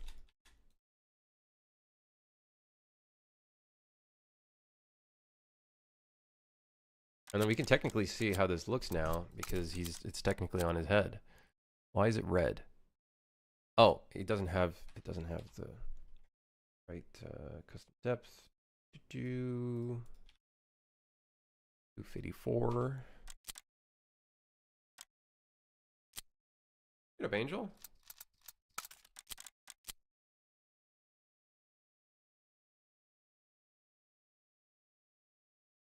I think I'm definitely going to want to pull these closer to his face. Looks a bit weird. Oh, great. The socket's working. Do you see the socket? It's like moving the thing based off of the... Fantastic.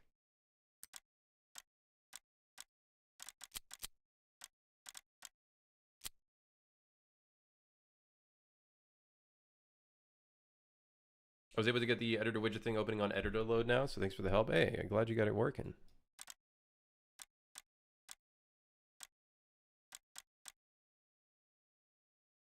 Cool. Okay, well, that's a start, I guess.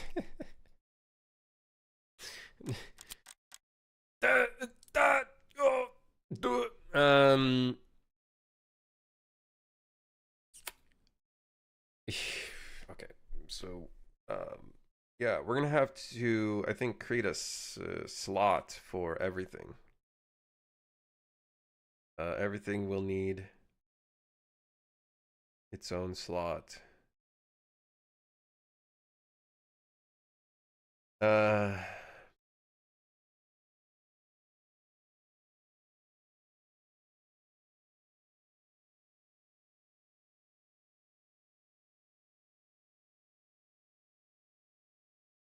This is gonna suck.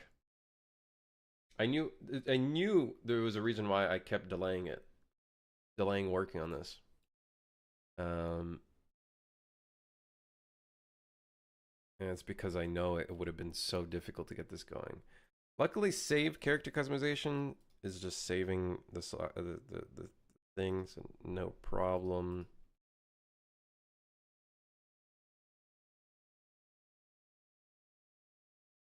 What I do need to check is in this character customization, the slot, when you click on it and it's already equipped, will it unequip it? Could we have a call on clicked? I can probably check from there if it's already equipped and then unequip it.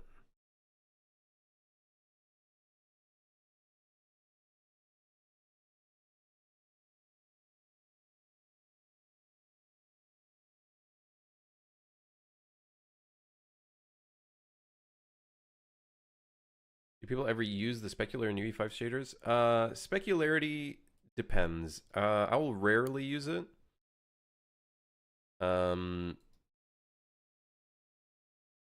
think it's one of those things that it's usually for like effects or very specific shaders.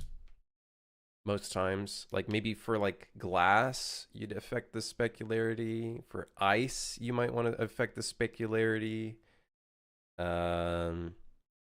Effects, that sort of thing. Yeah. But generally, I don't think I edit the specular value. I did learn about anisotropy and anisotropy, whatever the fuck that means. And I modify it on the hair. Yeah. It's like the specular highlight stretch. So we are technically editing the specularity. And honestly, we could probably edit the specularity for the hair. Yeah, how do you say this? Anisotropy? Anisotropy? Anistropy? Nistropy.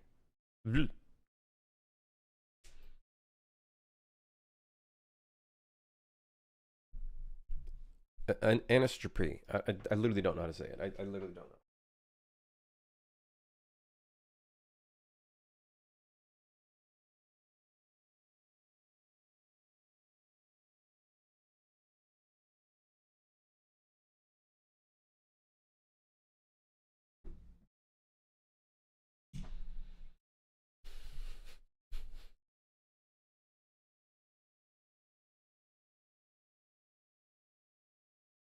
Dude, I'm dreading working on this right now. I'm not gonna lie. At least we got the UI in. I'm not gonna lie. I'm dreading working on this though.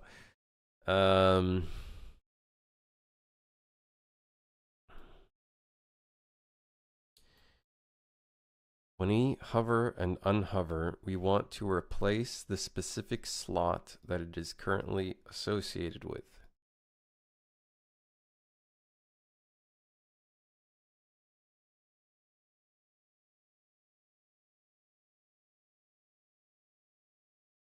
This is going to have to do way more than just this.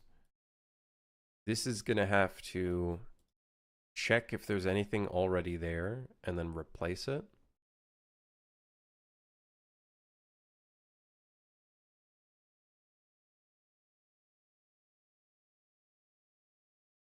Like, I guess since we're setting a static mesh, it's actually not that bad.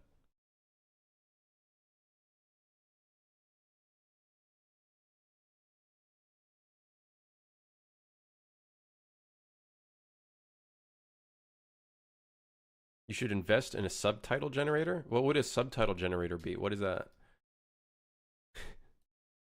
What would a subtitle generator be?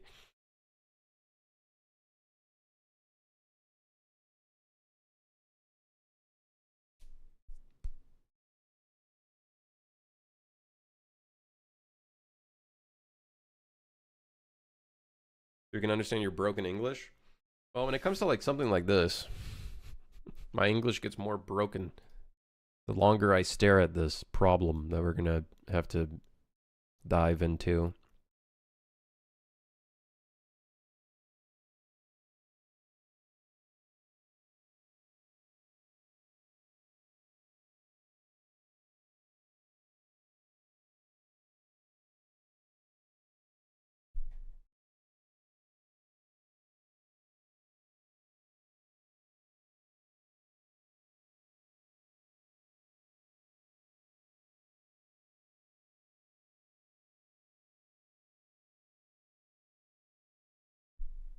Um,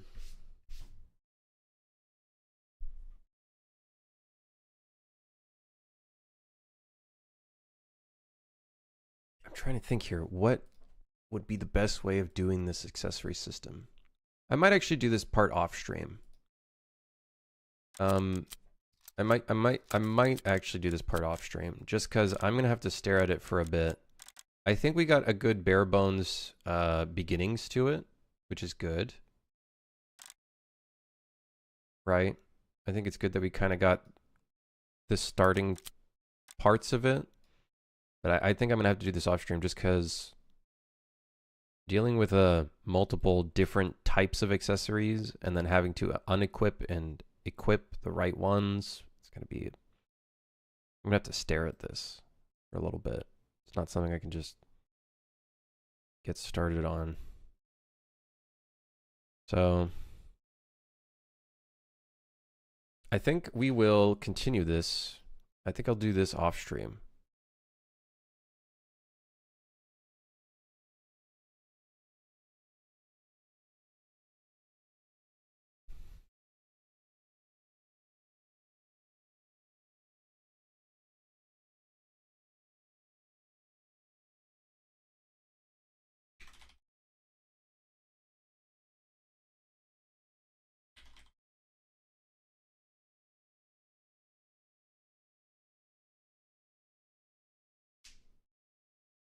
Yeah.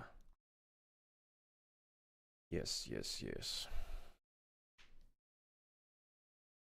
Be speculative for things like stone pavements too. It keeps color way better in my opinion, but I guess with good diffuse colors and for now reproduction, you don't really need it. Yeah, with PBR, it kind of took over specular workflow, but I think it still gets used sometimes when they need like very fine-tuned control over it. Default, it's Notion.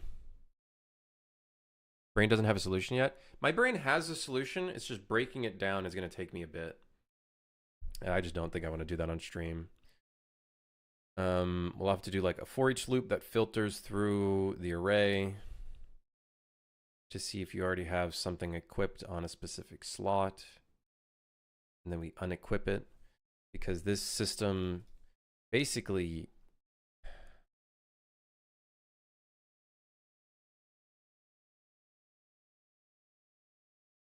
instead of it replacing something, we're adding to it. So it does make things a bit more complicated.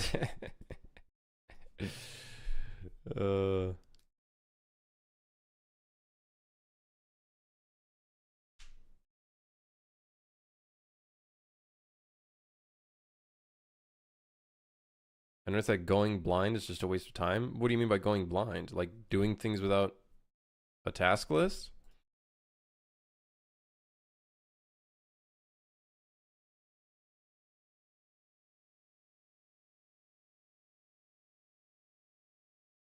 Accessory system, equip slash unequip, same accessory type, hovering slash unhovering events.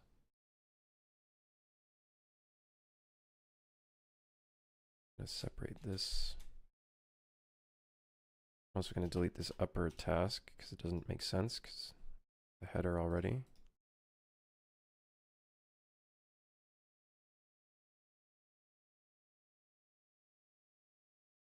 So accessories is no longer just face, it's just accessories. I'm going to swap this out to be like 16 accessories, 3, 6, 9, 12, 15. 12 headwear. I guess we do 15 headwear. Styles, accessories.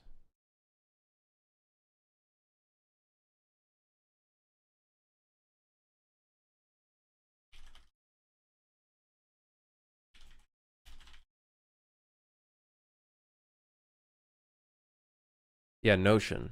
But honestly, you can use anything, right? Just experiment, see which ones work best for you. But yeah, I would recommend a task list. Going in blind without any writing, not even writing down on paper or something, that's a chaotic work environment. At least for me personally. Gets real chaos. You get into the chaos.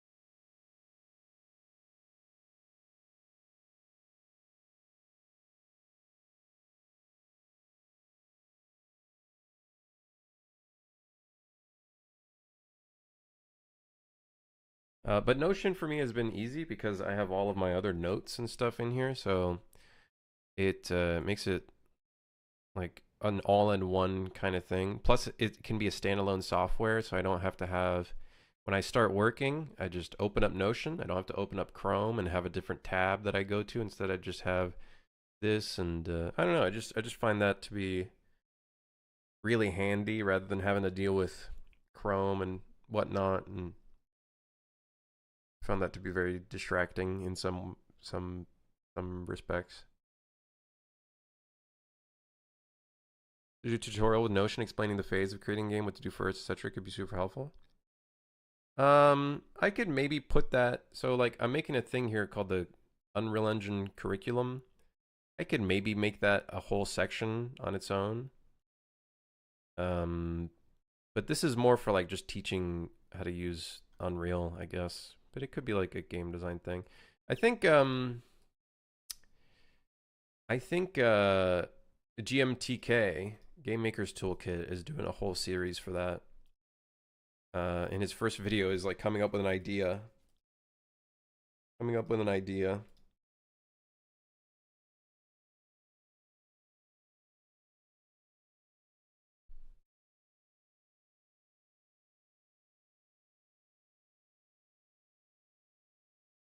The thing about a task list is when you decide to ignore it for a bit, it'll still be there waiting for you. I think the thing about a task list that I find very helpful is, and this could be in all kinds of walks of life, not even just for work, is it removes the necessity of it having to be on your mind at all times, and instead just putting it on paper or like putting it there right? So then that way you don't get like overwhelmed or stressed out having to think about like 5 million things because you have to keep it on your mind, and instead it's kind of like um a separate thing.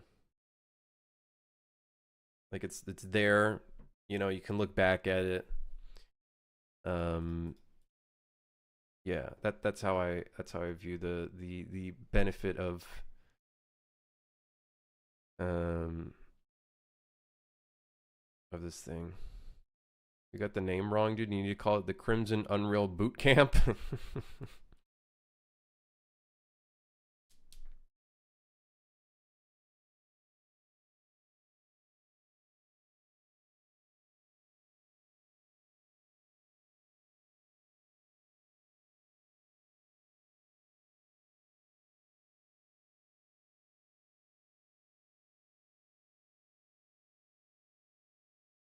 Your tutorial Notion explains the things. Because just putting down the categories, it's hard. Like, what do you mean by categories?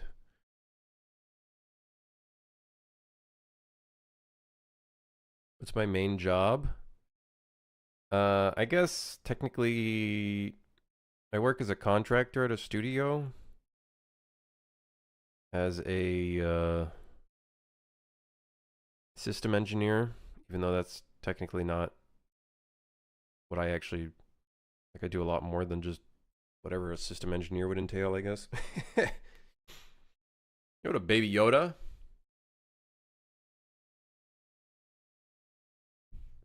Is that the real baby Yoda?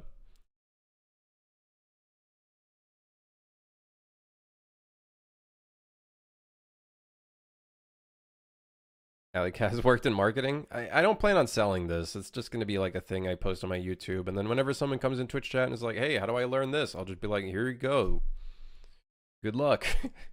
Enjoy the next 3 years of messing around with this stuff. Accessory system, equip / unequip. Same accessory type. Hovering / unhovering events. Equipping accessory array in game. Equipping save slot accessories in main menu.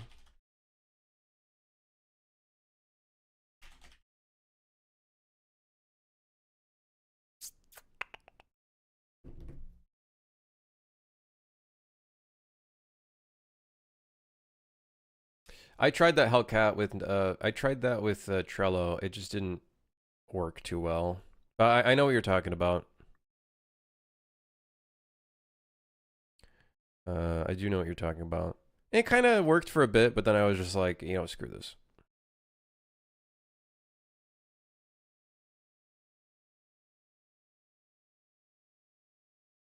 You have aim assist integrated inside your game? Yeah. Yeah. The wretched aim assist.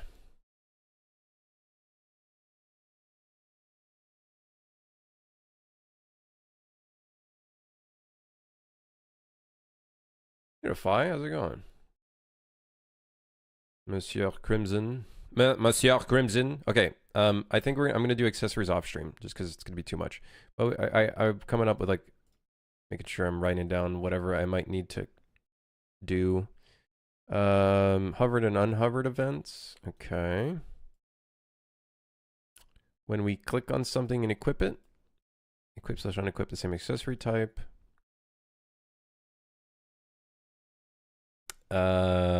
Yeah, looks like we're good, I think. Looks like we're good. Here I'll add a thing that is visible, glasses, and this is a static mesh actor.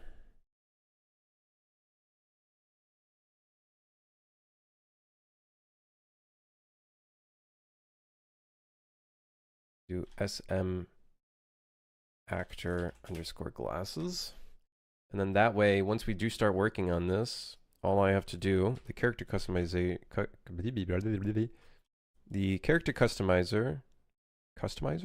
character customizer. I can't speak today. Today's a horrible day. It'll know which glasses it is.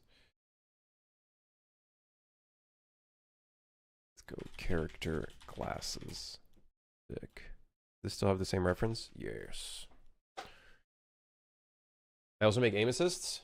Aim assist is like a science of its own, especially for a top-down game. Kind of difficult to make one that feels good. Very difficult.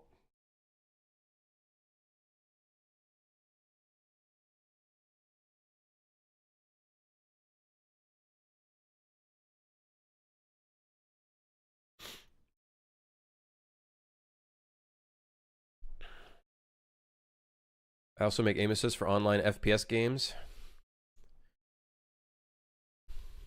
How much aim assist are we talking here? What kind of aim assist are we talking about here? Are we talking about an assist or like an aim, do the job for you kind of assist?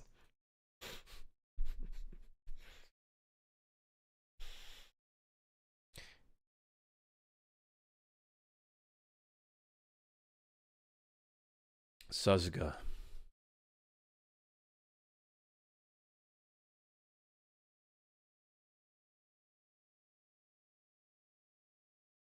All right. It's a start for accessories. And it looks kind of neat.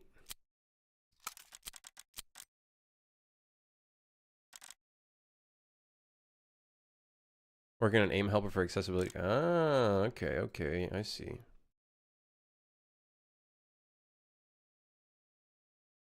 I actually need to, speaking of accessibility, is this on my to-do list? I want to do a thing where a player can choose to use a button press as like a move to command.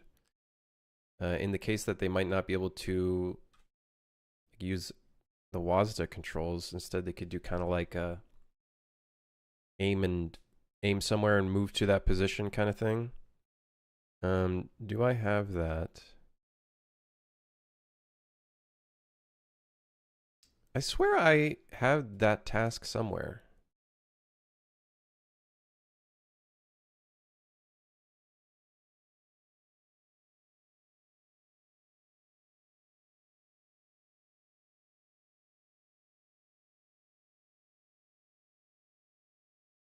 These are old.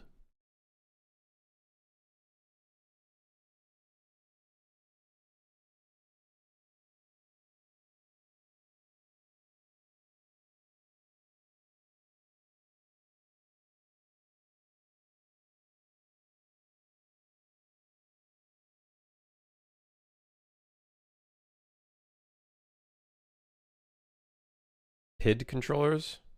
Never heard of it.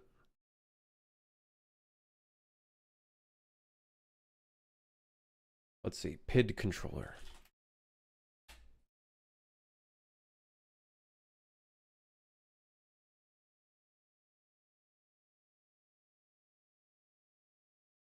This some science shit, man. I don't.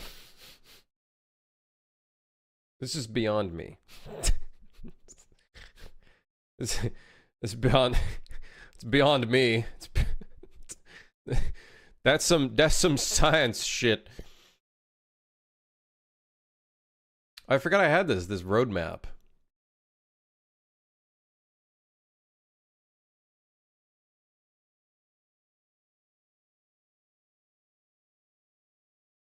Technically, some of these are completed, actually.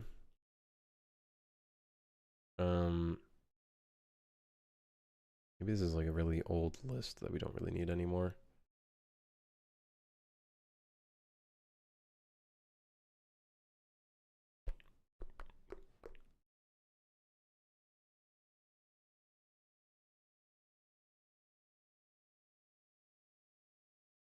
Yeah, let me,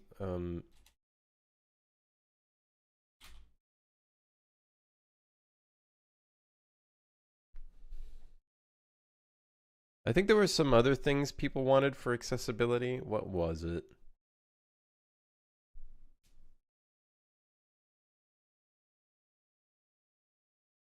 I gotta look back at all the messages stuff because I don't remember. Let me double check this. Equip / unequip the same accessory type. Right. Hovering and unhovering events. Right. Equipping accessory array in the game and equipping select accessories in the main menu. Startup. All right. Well, at least future me will have a bit of an idea of what we need to do there. Future me will know what to do. Future me will know what to do. Let's... You know what we can get started on? Let's slap the glasses on the player character. Because we're going to have to do it anyways. So I might as well just do it. And, albeit technically it's not going to be equipped, but it'll be there just so we can, you know, have it there. This will be glasses. This is going to be attached to the socket, glasses socket. And we don't want any collision on this. So let's do no collision, no overlap events, cast shadows. Well, it's such a small object. Do we need to do casting shadows? Sure, why not? Although I might just not. I might not leave it on. The custom depth stencil value is 2. Interesting. Interesting. Your game will run on basically any system, right? Well, you might want like a somewhat okay computer at the very least. It can run on the Steam Deck at around 30 to 45 FPS on like medium settings. Like we have some specs, but they're not like 100% accurate. Like here we have a 550 Ti in here, 4 gigs of RAM. You know, an i5 3570 at the very least. But I have not tested this. I think one of our testers or one of our players had this, and they were able to run the game on like kind of like low settings. So yeah. But the game is not like super giga optimized where like a potato could run the game. Like I don't know. I don't think so.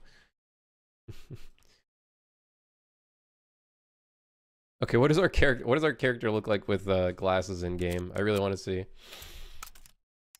What does he look like? Let's go to the right place where glasses would make the most sense.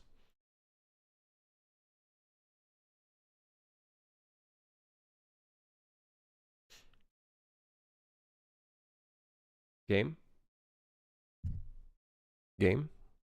Oh, there we go. Okay, there we go. You can't even see his glasses. You can't even you can't even see them.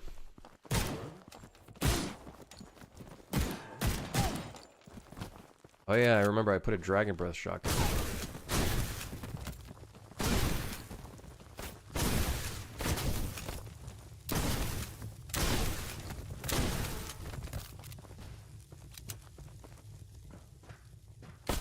Works on accessories system. Player can't even see it.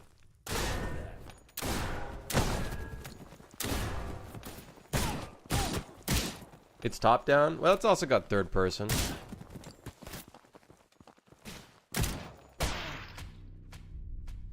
That's unfortunate. You can kind of see the shades.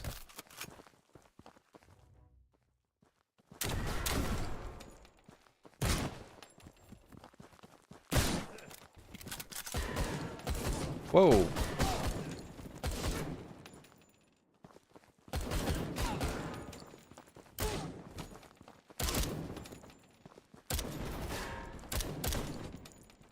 Was he not close enough to that explosive barrel? I guess not. You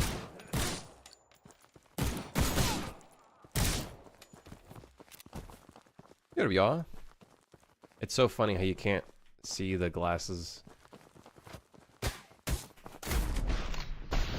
Maybe we should like do a thing where you can like see your character a lot more.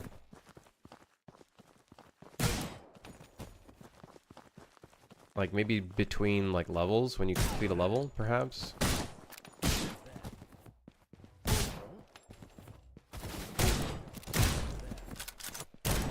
Uh-oh.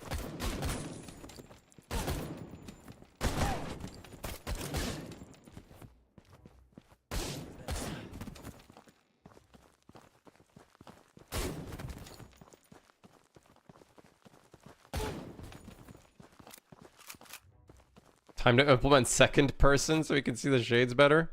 Now that's what I'm talking about. Did we actually have 7 enemies that we missed?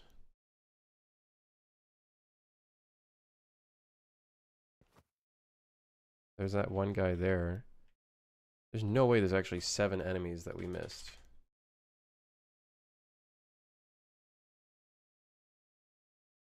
I guess so. Maybe we did. There's that guy here. At least 2. I don't know. Something's a little off about that.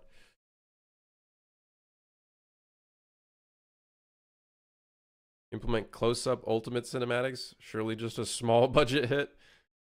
Like, we could do some close-ups when you, like, wipe out an area and there's, like, no more enemies. Like, I think that could be a good idea. Is, like, we indicate to the player if they've killed the last enemy. Like, that could be kind of a cool idea.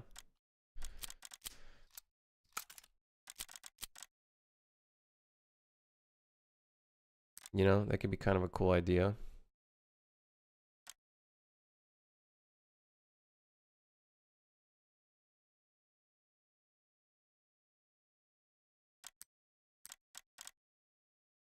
What does the feminine style heads that I could not figure out how to make because it's so fucking difficult?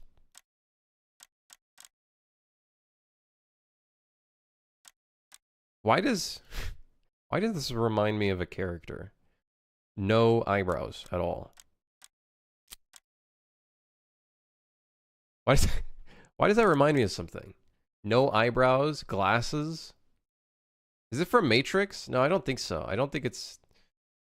I guess he's got eyebrows.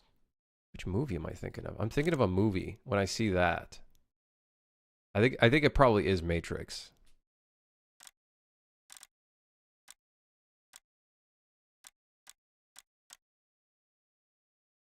It is. It's one of like the random enemies that Neo fights, if I remember correctly. Is our torso stuff still working?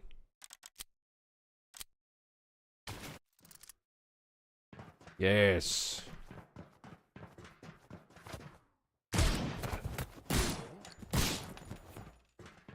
We need these shades. I could look into it.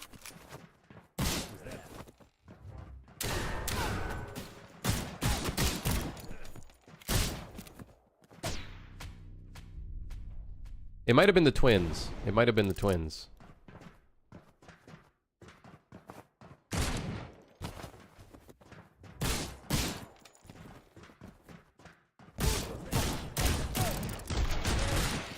I missed.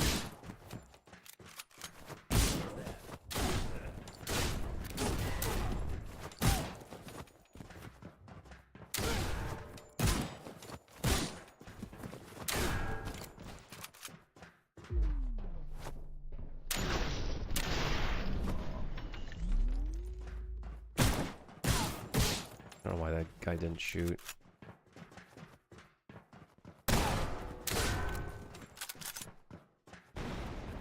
Looks like the Hollow Man. Why does it sound familiar?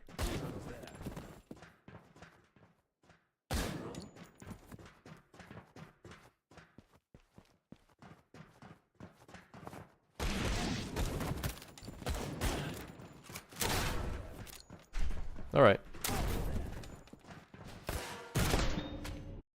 Hollow Man glasses. Let me see what the Hollow Man glasses. That's a different pair of glasses, though. Oh, but I see what you mean. Like, with no eyebrows. Okay, I see what you mean. Light blonde, you can barely see their eyebrows. That's fair as well. That's very true. I don't know what... Actually, let's see. What does blonde eyebrows look like for us?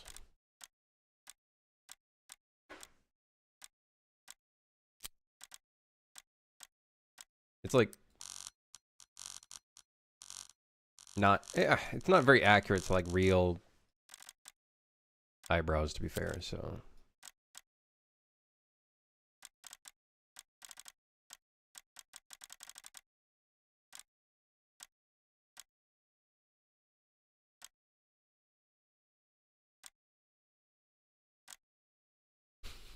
With glasses, the no eyebrows option actually looks pretty sweet.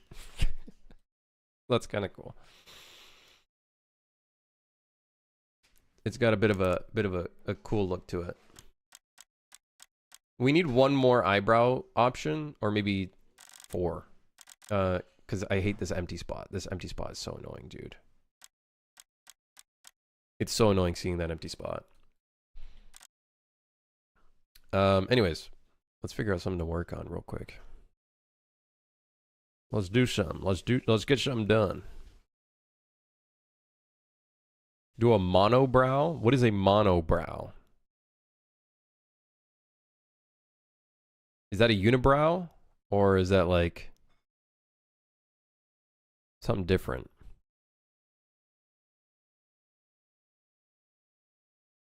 Oh, unibrow. You meant unibrow. I guess I could put it in as an option. All right.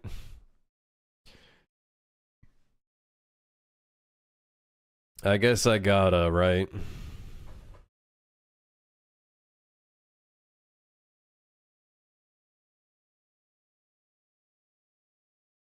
What am I gonna work on, man? I'm so out of it right now.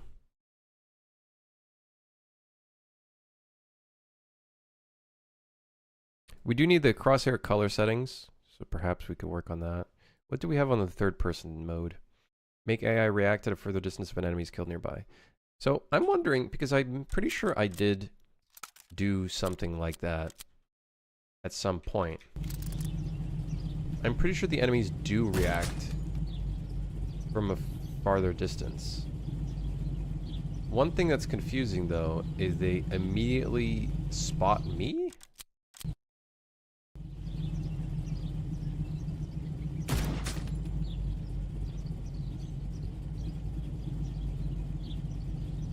Yeah, they immediately spot me.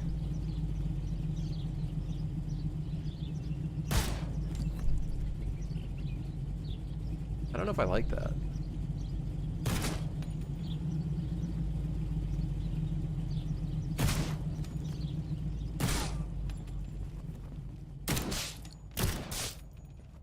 Don't know if I like that.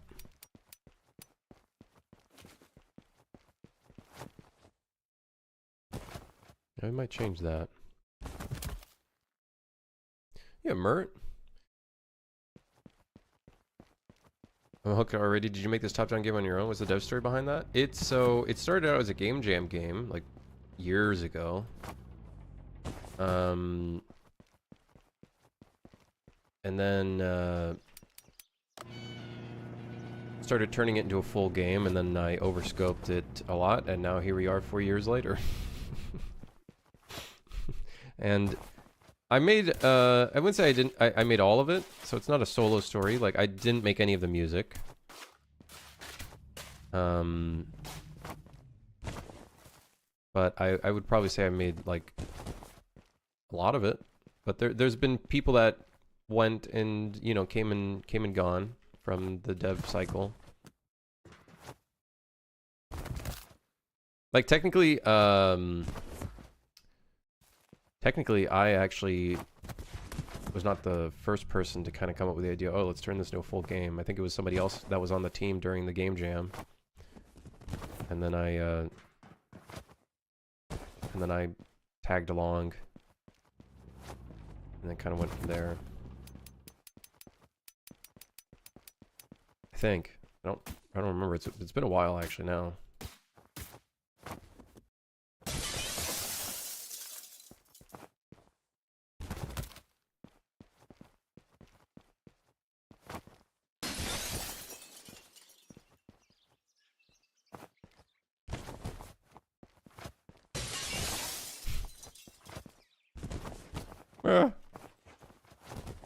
Whoa. Some weird bugs.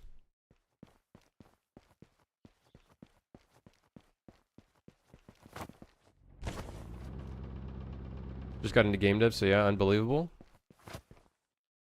You know, with enough time, you can do anything. I was just fortunate that I wasted a lot of my time just working in Unreal Engine. Didn't have a job, worked on Unreal Engine. Just made stuff. A lot of those videos was me just trying to waste time, I guess.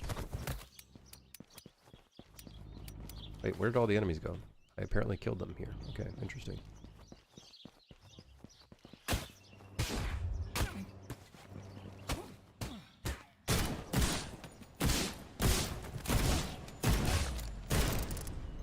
See, that enemy did not react to that guy dying right next to him.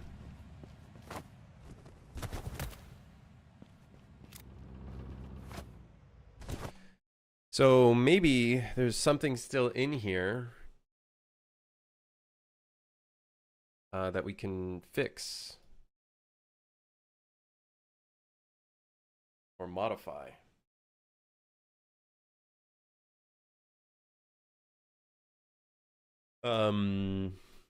When an enemy dies,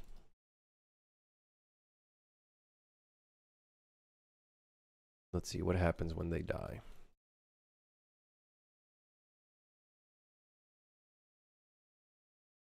Unsubscribe agent tokens.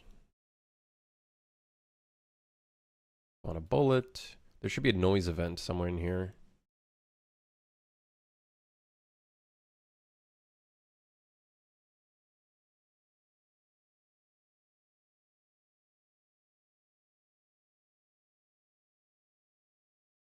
There is a noise event when they die. It's death.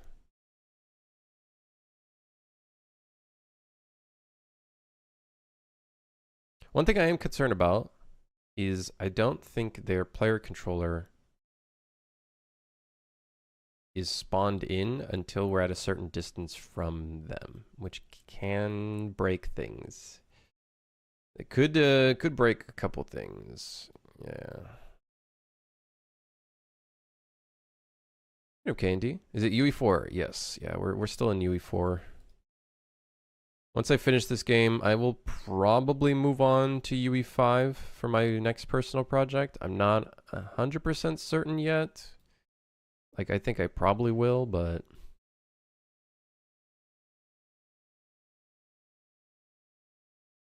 Okay, so that's the only thing that it's doing is the noise event. Not Godot? No, probably not. Not Godot.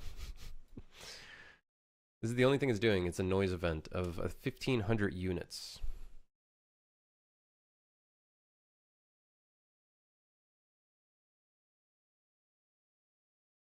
However, the noise event will only actually be read, if I remember correctly, on the player controller. If the player controller is not loaded in, then it technically does not react to the noise event, which is not very good.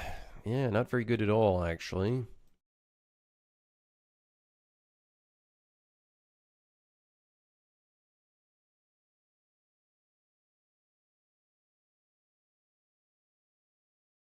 Oh, maybe we do spawn in their controller? Wait, hold on.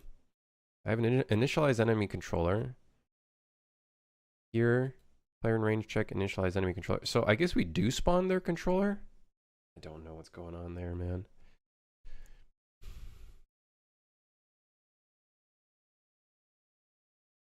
Is whole game Blueprint or are you writing C++ too? There's a little bit of C++.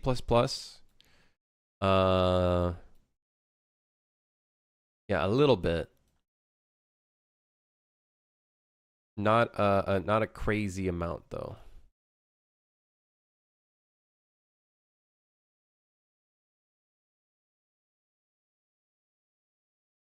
So when they die, we initialize the enemy controller, and then we check. They check if the stimulus is in their Sight. Okay.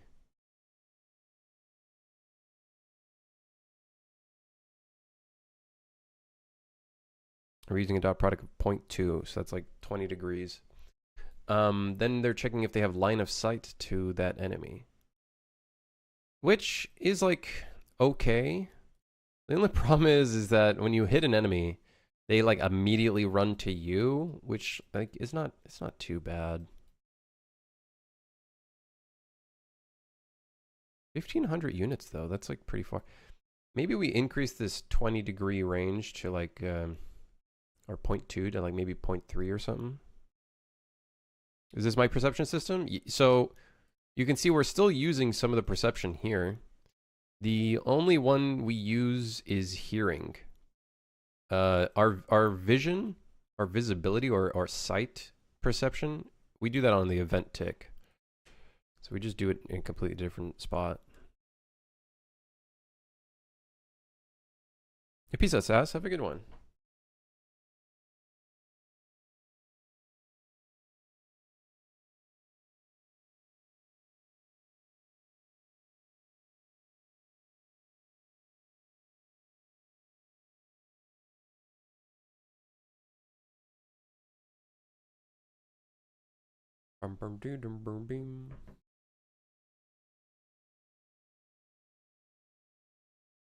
Yeah, I'd say like the game is like 98%, 97% blueprint.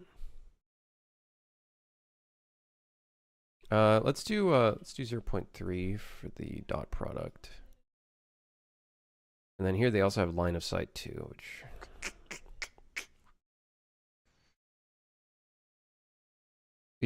you know, I guess makes sense, I suppose.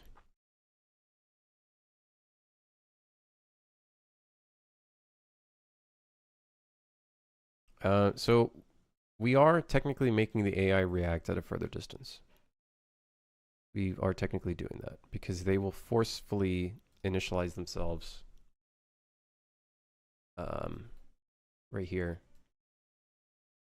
if an enemy dies nearby them. So honestly, that's fine. This is done. I'm gonna say that's done. That's fine. This one, bug. Enemies don't fire at you if you're looking away from them. So this isn't really a bug. This is just a larger scale issue. That's going to be very difficult to fix. Because we need to give some sort of like, maybe a God of War little UI indicator. We need to give an indicator that an enemy is firing at you from somewhere off screen. So that is going to be a larger problem than... Yeah, which we could still reuse that UI for top-down as well, for players that want it. So could be a, you know, a good thing for both, which then is great because that's a good use of my time.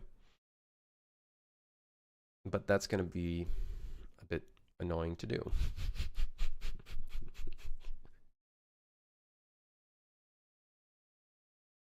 How should we go about making that UI?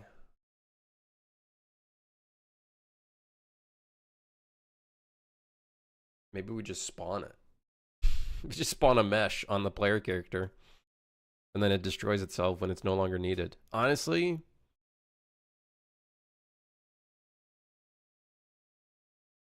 we could probably just do that. And that probably wouldn't even be that big of a deal at all.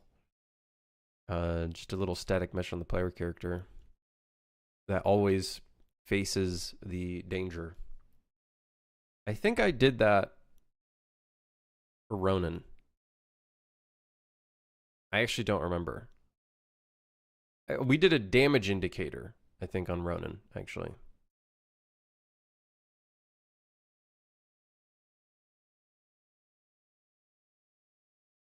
Yeah.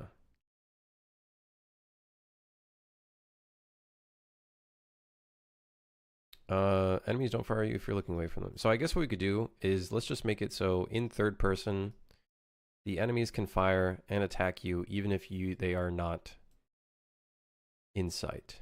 So where do we do that? Where do we do that?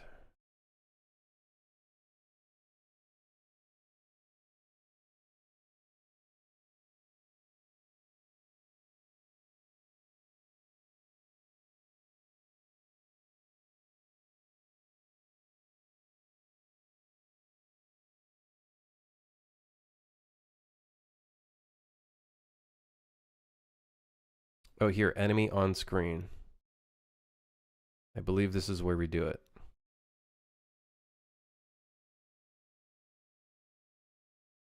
So let's do get cvar boolean.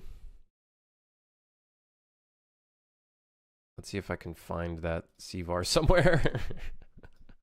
What was it called? Just like third person something? Am I now full-time on this game? No, because I have my contract work that I focus on as well. We'll see how well this game sells once it's in 1.0.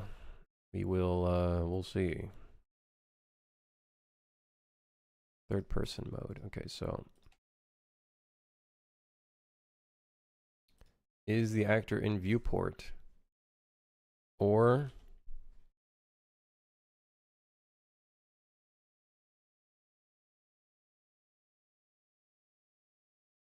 if one of them is true, the or will go through, right? So now we can test it and see if enemies will fire at us, even if they're off screen.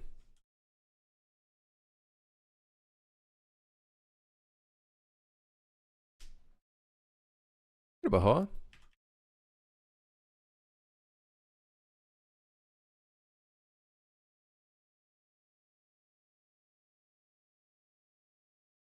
I was so confused. I was like, where is my enemies folder? So let's see. Okay, but then if I look away.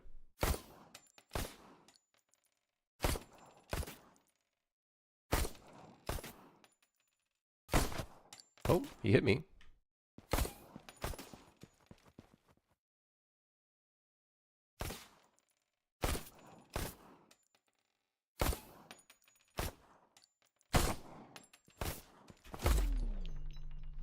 So I think he is now shooting at us. However, need UI indicator to show when a lethal shot is being prepared. Need UI indicator to show when a lethal shot is being prepared, or alternatively, and or when a melee enemy is going for an attack. Was it God Mode Assistance? It's an editor utility widget. Honestly, right now, it's literally just for me to browse through all of our levels. And it's also kind of now essentially like a little bit of a task manager to an extent. So then that way I can kind of see where we're at on the levels that we need to work on. Like Charlie, for example. We need to work on Mad Suit has not been started, or Sashimi. Or, hey, this level needs art and lighting and whatnot.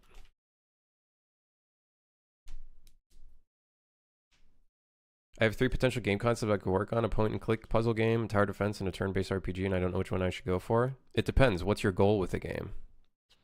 Do you just want to learn making something? Do you just want to have fun with it? Do you want to sell the game?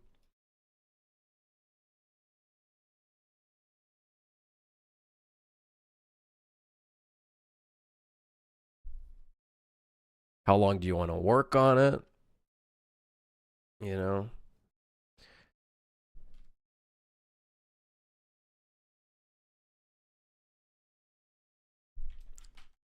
Yeah. It's funny because that whole concept, or the conversation of which idea you should work on, is basically that GMTK video that was released. Here, I'll post it in chat. If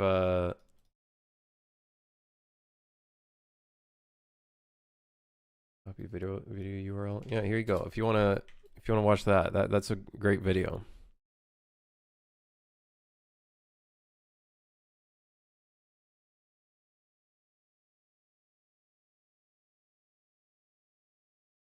All right, need UI indicator to show when a... Okay, so we can actually technically mark this off. However, we do need this. Need a UI indicator to show when a lethal shot is being prepared and or when a melee enemy is going for an attack.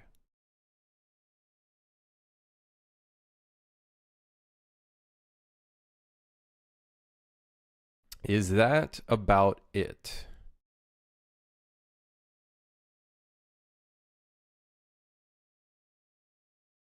Yeah, I think that's about it.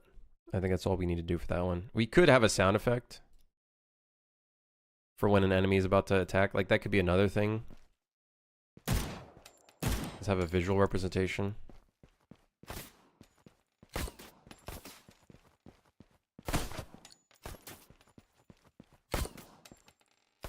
So he still continues his fire even if I look away from him, right?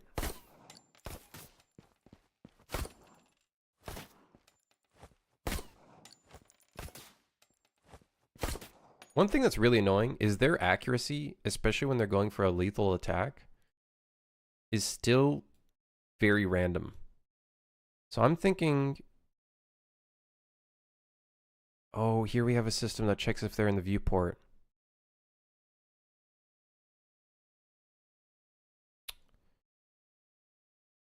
Yeah, that won't work. His fire weapon suppressed. What is this doing? It's fire weapon suppressing fire. Fire weapon will change the firing transform. I'm going to change this. We're going to make it 3 degrees. We'll keep it at 20 if they're off screen, because obviously if they're off screen, that's unfair. However, when we're in third person mode, we are going to change this 20 value to a different value. Because the chances of them being off screen is a lot higher than in top down. So if false, however, if we're in third person mode, we'll give them like an 8. So there's a little bit of RNG, but that will make them aim much better when they're on screen, which I think is a good idea. Because if there's a lethal attack, the lethal attack should go through, in my opinion.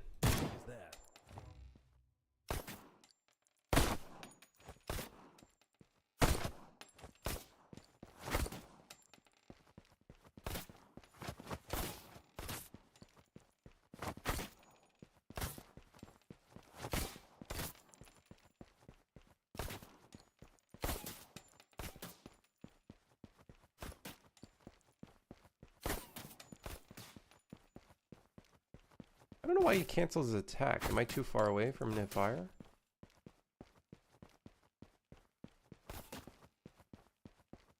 Yeah, why is he canceling his attack?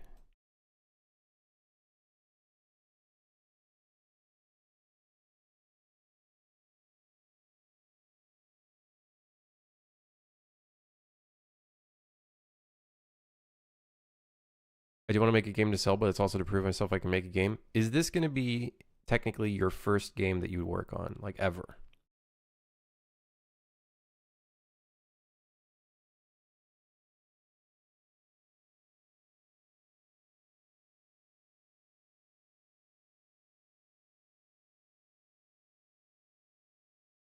Just give them blasters? Technically, the bullets look like blasters, dude. Like Star Wars bullets whizzing by.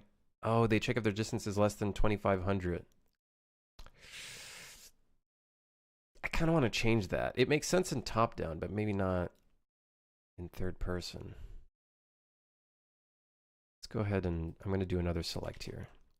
Since it's just a select on a float value, it's not a huge deal. So 2,500. However, in third person, let's do 4,000 distance.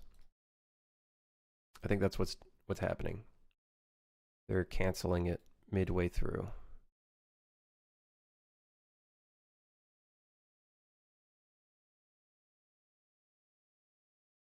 Okay, those are, I think, good adjustments to the third person mode.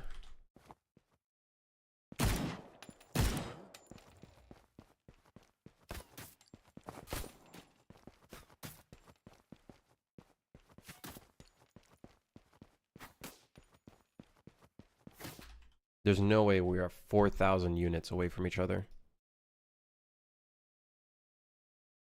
We're 2,000 units away from each other. What?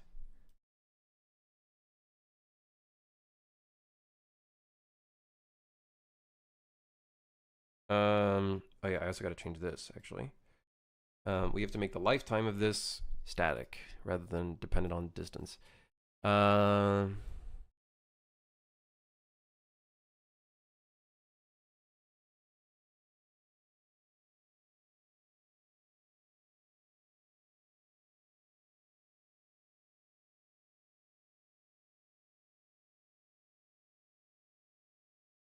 I don't know why he's not firing. That's really annoying.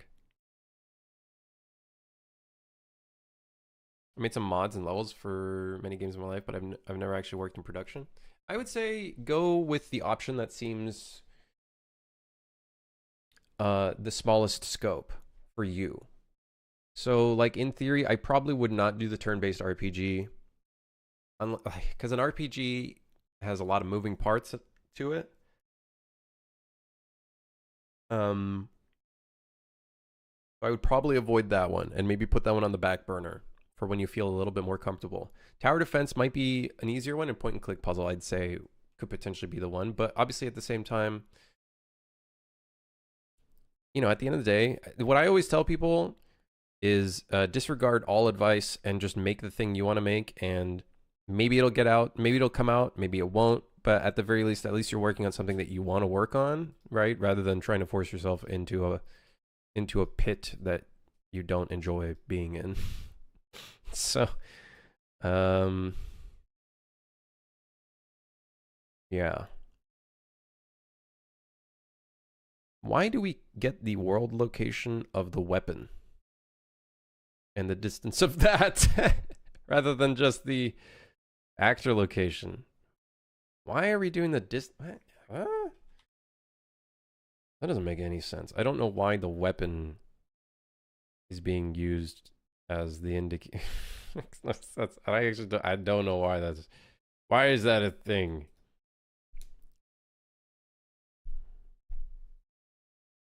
Fast learner, I do know a lot of things I need to make contextual puzzles like that. So I would do the point and click puzzle game. I feel like that might be a good one to go for, and maybe you can come up with something really interesting enough that like you can actually sell it, and you end up actually selling your first game.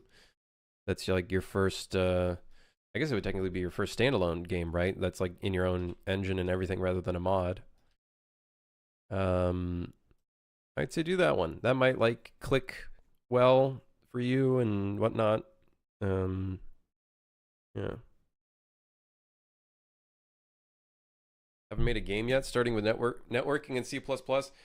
My first few game attempts were multiplayer, and you know, I had no like prior game making experience. If I were to give one tip, is like working on a single player game first allows you to like kind of learn the fundamentals of game design stuff and programming things in a single player scenario. Multiplayer just adds so many layers of complexity. The onion grows larger. So many layers.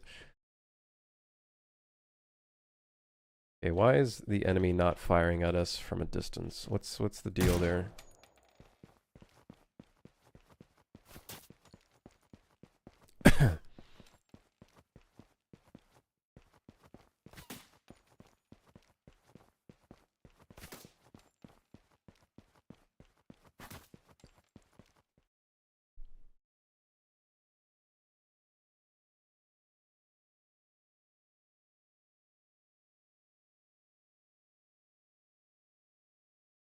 Is the token expiring?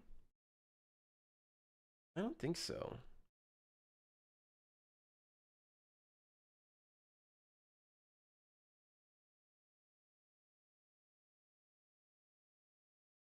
Don't think the token is expiring.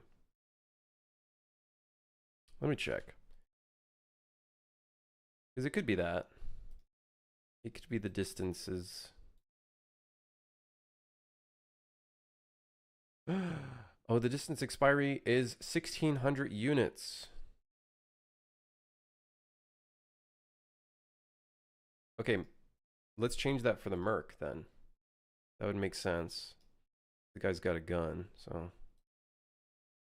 he'd be breaking things. So the distance expiry is 1600. Let's do for the Merc, let's do like 2500. Maybe even 3000. Then on that note, that means that that third person distance actually probably needs to be a bit smaller then. Fortunately. So 4000 will not work. Do like 3000.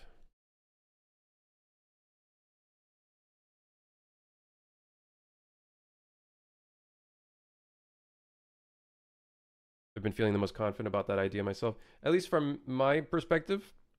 From an outside perspective, I don't know your skill set and stuff like that. That does seem to be something that, based on what you're telling me, seems like something that would vibe well from both a skill set standpoint, experience, and maybe interest, because you've made mods, and I don't think someone would make mods for a genre they don't like. So I would assume you like that the genre. So yeah, I'd say go for that.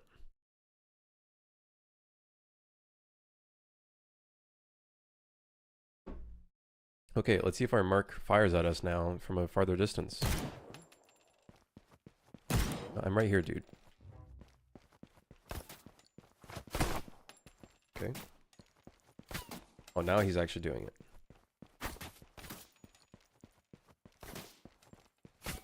I feel like the firing attenuation when they actually do a lethal shot should be a lot farther.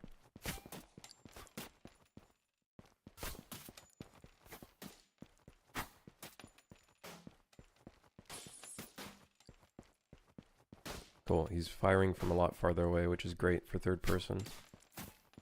And his token's not expiring in an awkward way.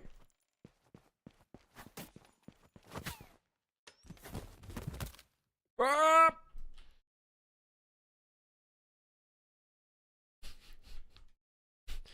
There I go, down into the depths of hell.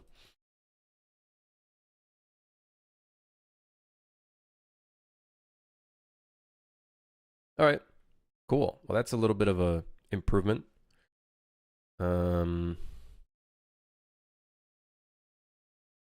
This also technically means I think a melee enemy will also go in for an attack from behind us.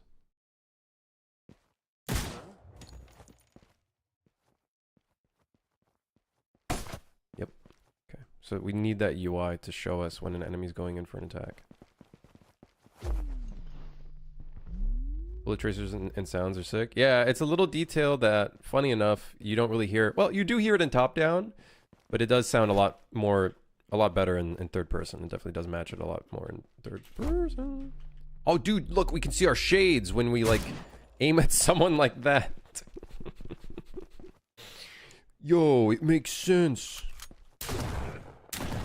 Okay, that I need to fix too.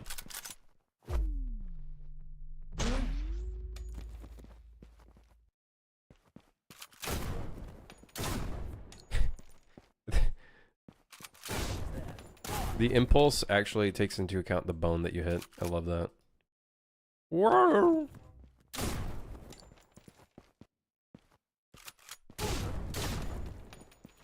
I wonder if we should... Whoa, why did the motion blur get so fucking heavy there? Should we make a realism mode for third person? Will melee also attack from 4,000 units now? If they're... their token will still expire if you get beyond 1,600 units, but they won't attack from 4,000 units. It's just they will attack even if they're off screen. So we do need a UI that is an indicator to show when someone's about to go for an attack, though. Yeah, so what I was saying, I wonder if we should make a mode for people that are playing third person that maybe they might want headshots. I don't know what happened there. Why is that?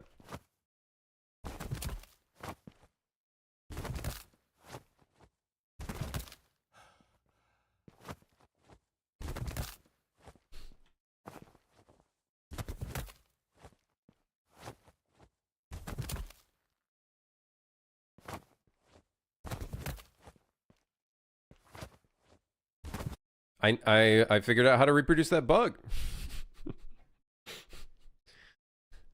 Let's see if it's already on the bug. Bug diving while all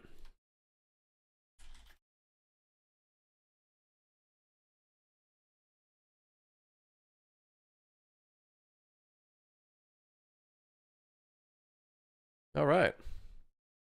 Yeah, I wonder as like a little setting if people want it. We can make it so the primary weapon and the other weapons don't like insta kill the enemies. I wonder how much work that would be, but it would be an interesting thing to look into if I want to do that. And instead, like, we count headshots instead. Because, like, with the primary weapon, it's a one-hit kill no matter where you shoot them. You can shoot them in the toe, right? But what if we make it so headshots actually, like, matter on the guns that you're using? I feel like that could be kind of fun. I don't know. Because you can see we just one-shot that guy. You know? I wonder if that would be... It wouldn't work in top-down, because literally you can't decide where you hit an enemy. So...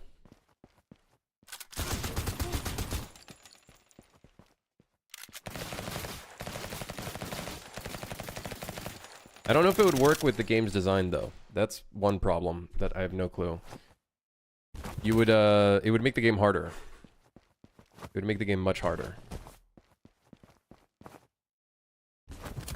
Different logic for different views. Well, when you're top-down, you don't really have a control or say over if you do a headshot or not. In top-down, we basically think, oh, hey, you're always aiming for the head, basically.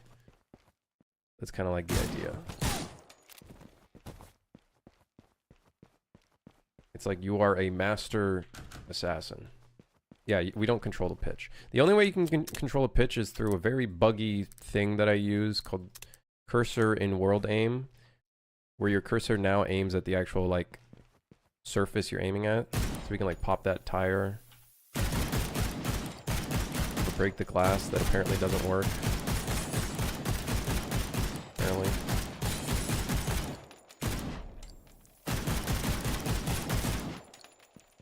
So...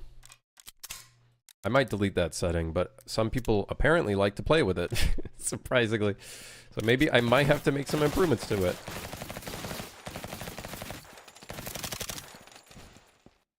Anyways, 3-hour stream. I'm going to head out.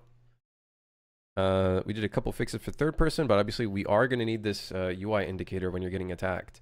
And I think we also probably want it for melee as well. So... I think we will we'll include it for basically anytime an enemy gets a token and is going in for an attack, we probably want a UI indicator for that. And I think we can also reuse that for top-down for the players that might want it. So, yeah. Yeah. Yeah, I'll see you guys maybe tomorrow. I might not actually be on tomorrow. I don't know. We'll see. If anything, maybe I do a weekend stream. So yeah, take it easy. Goodbye. Have a great weekend, whatever ends up happening. Yeah. March. Next time I stream, it'll probably be March. So new month, new me. Get through game, right? You know what I mean? We're almost there. We're almost there, guys. We're almost there. Goodbye. See you later.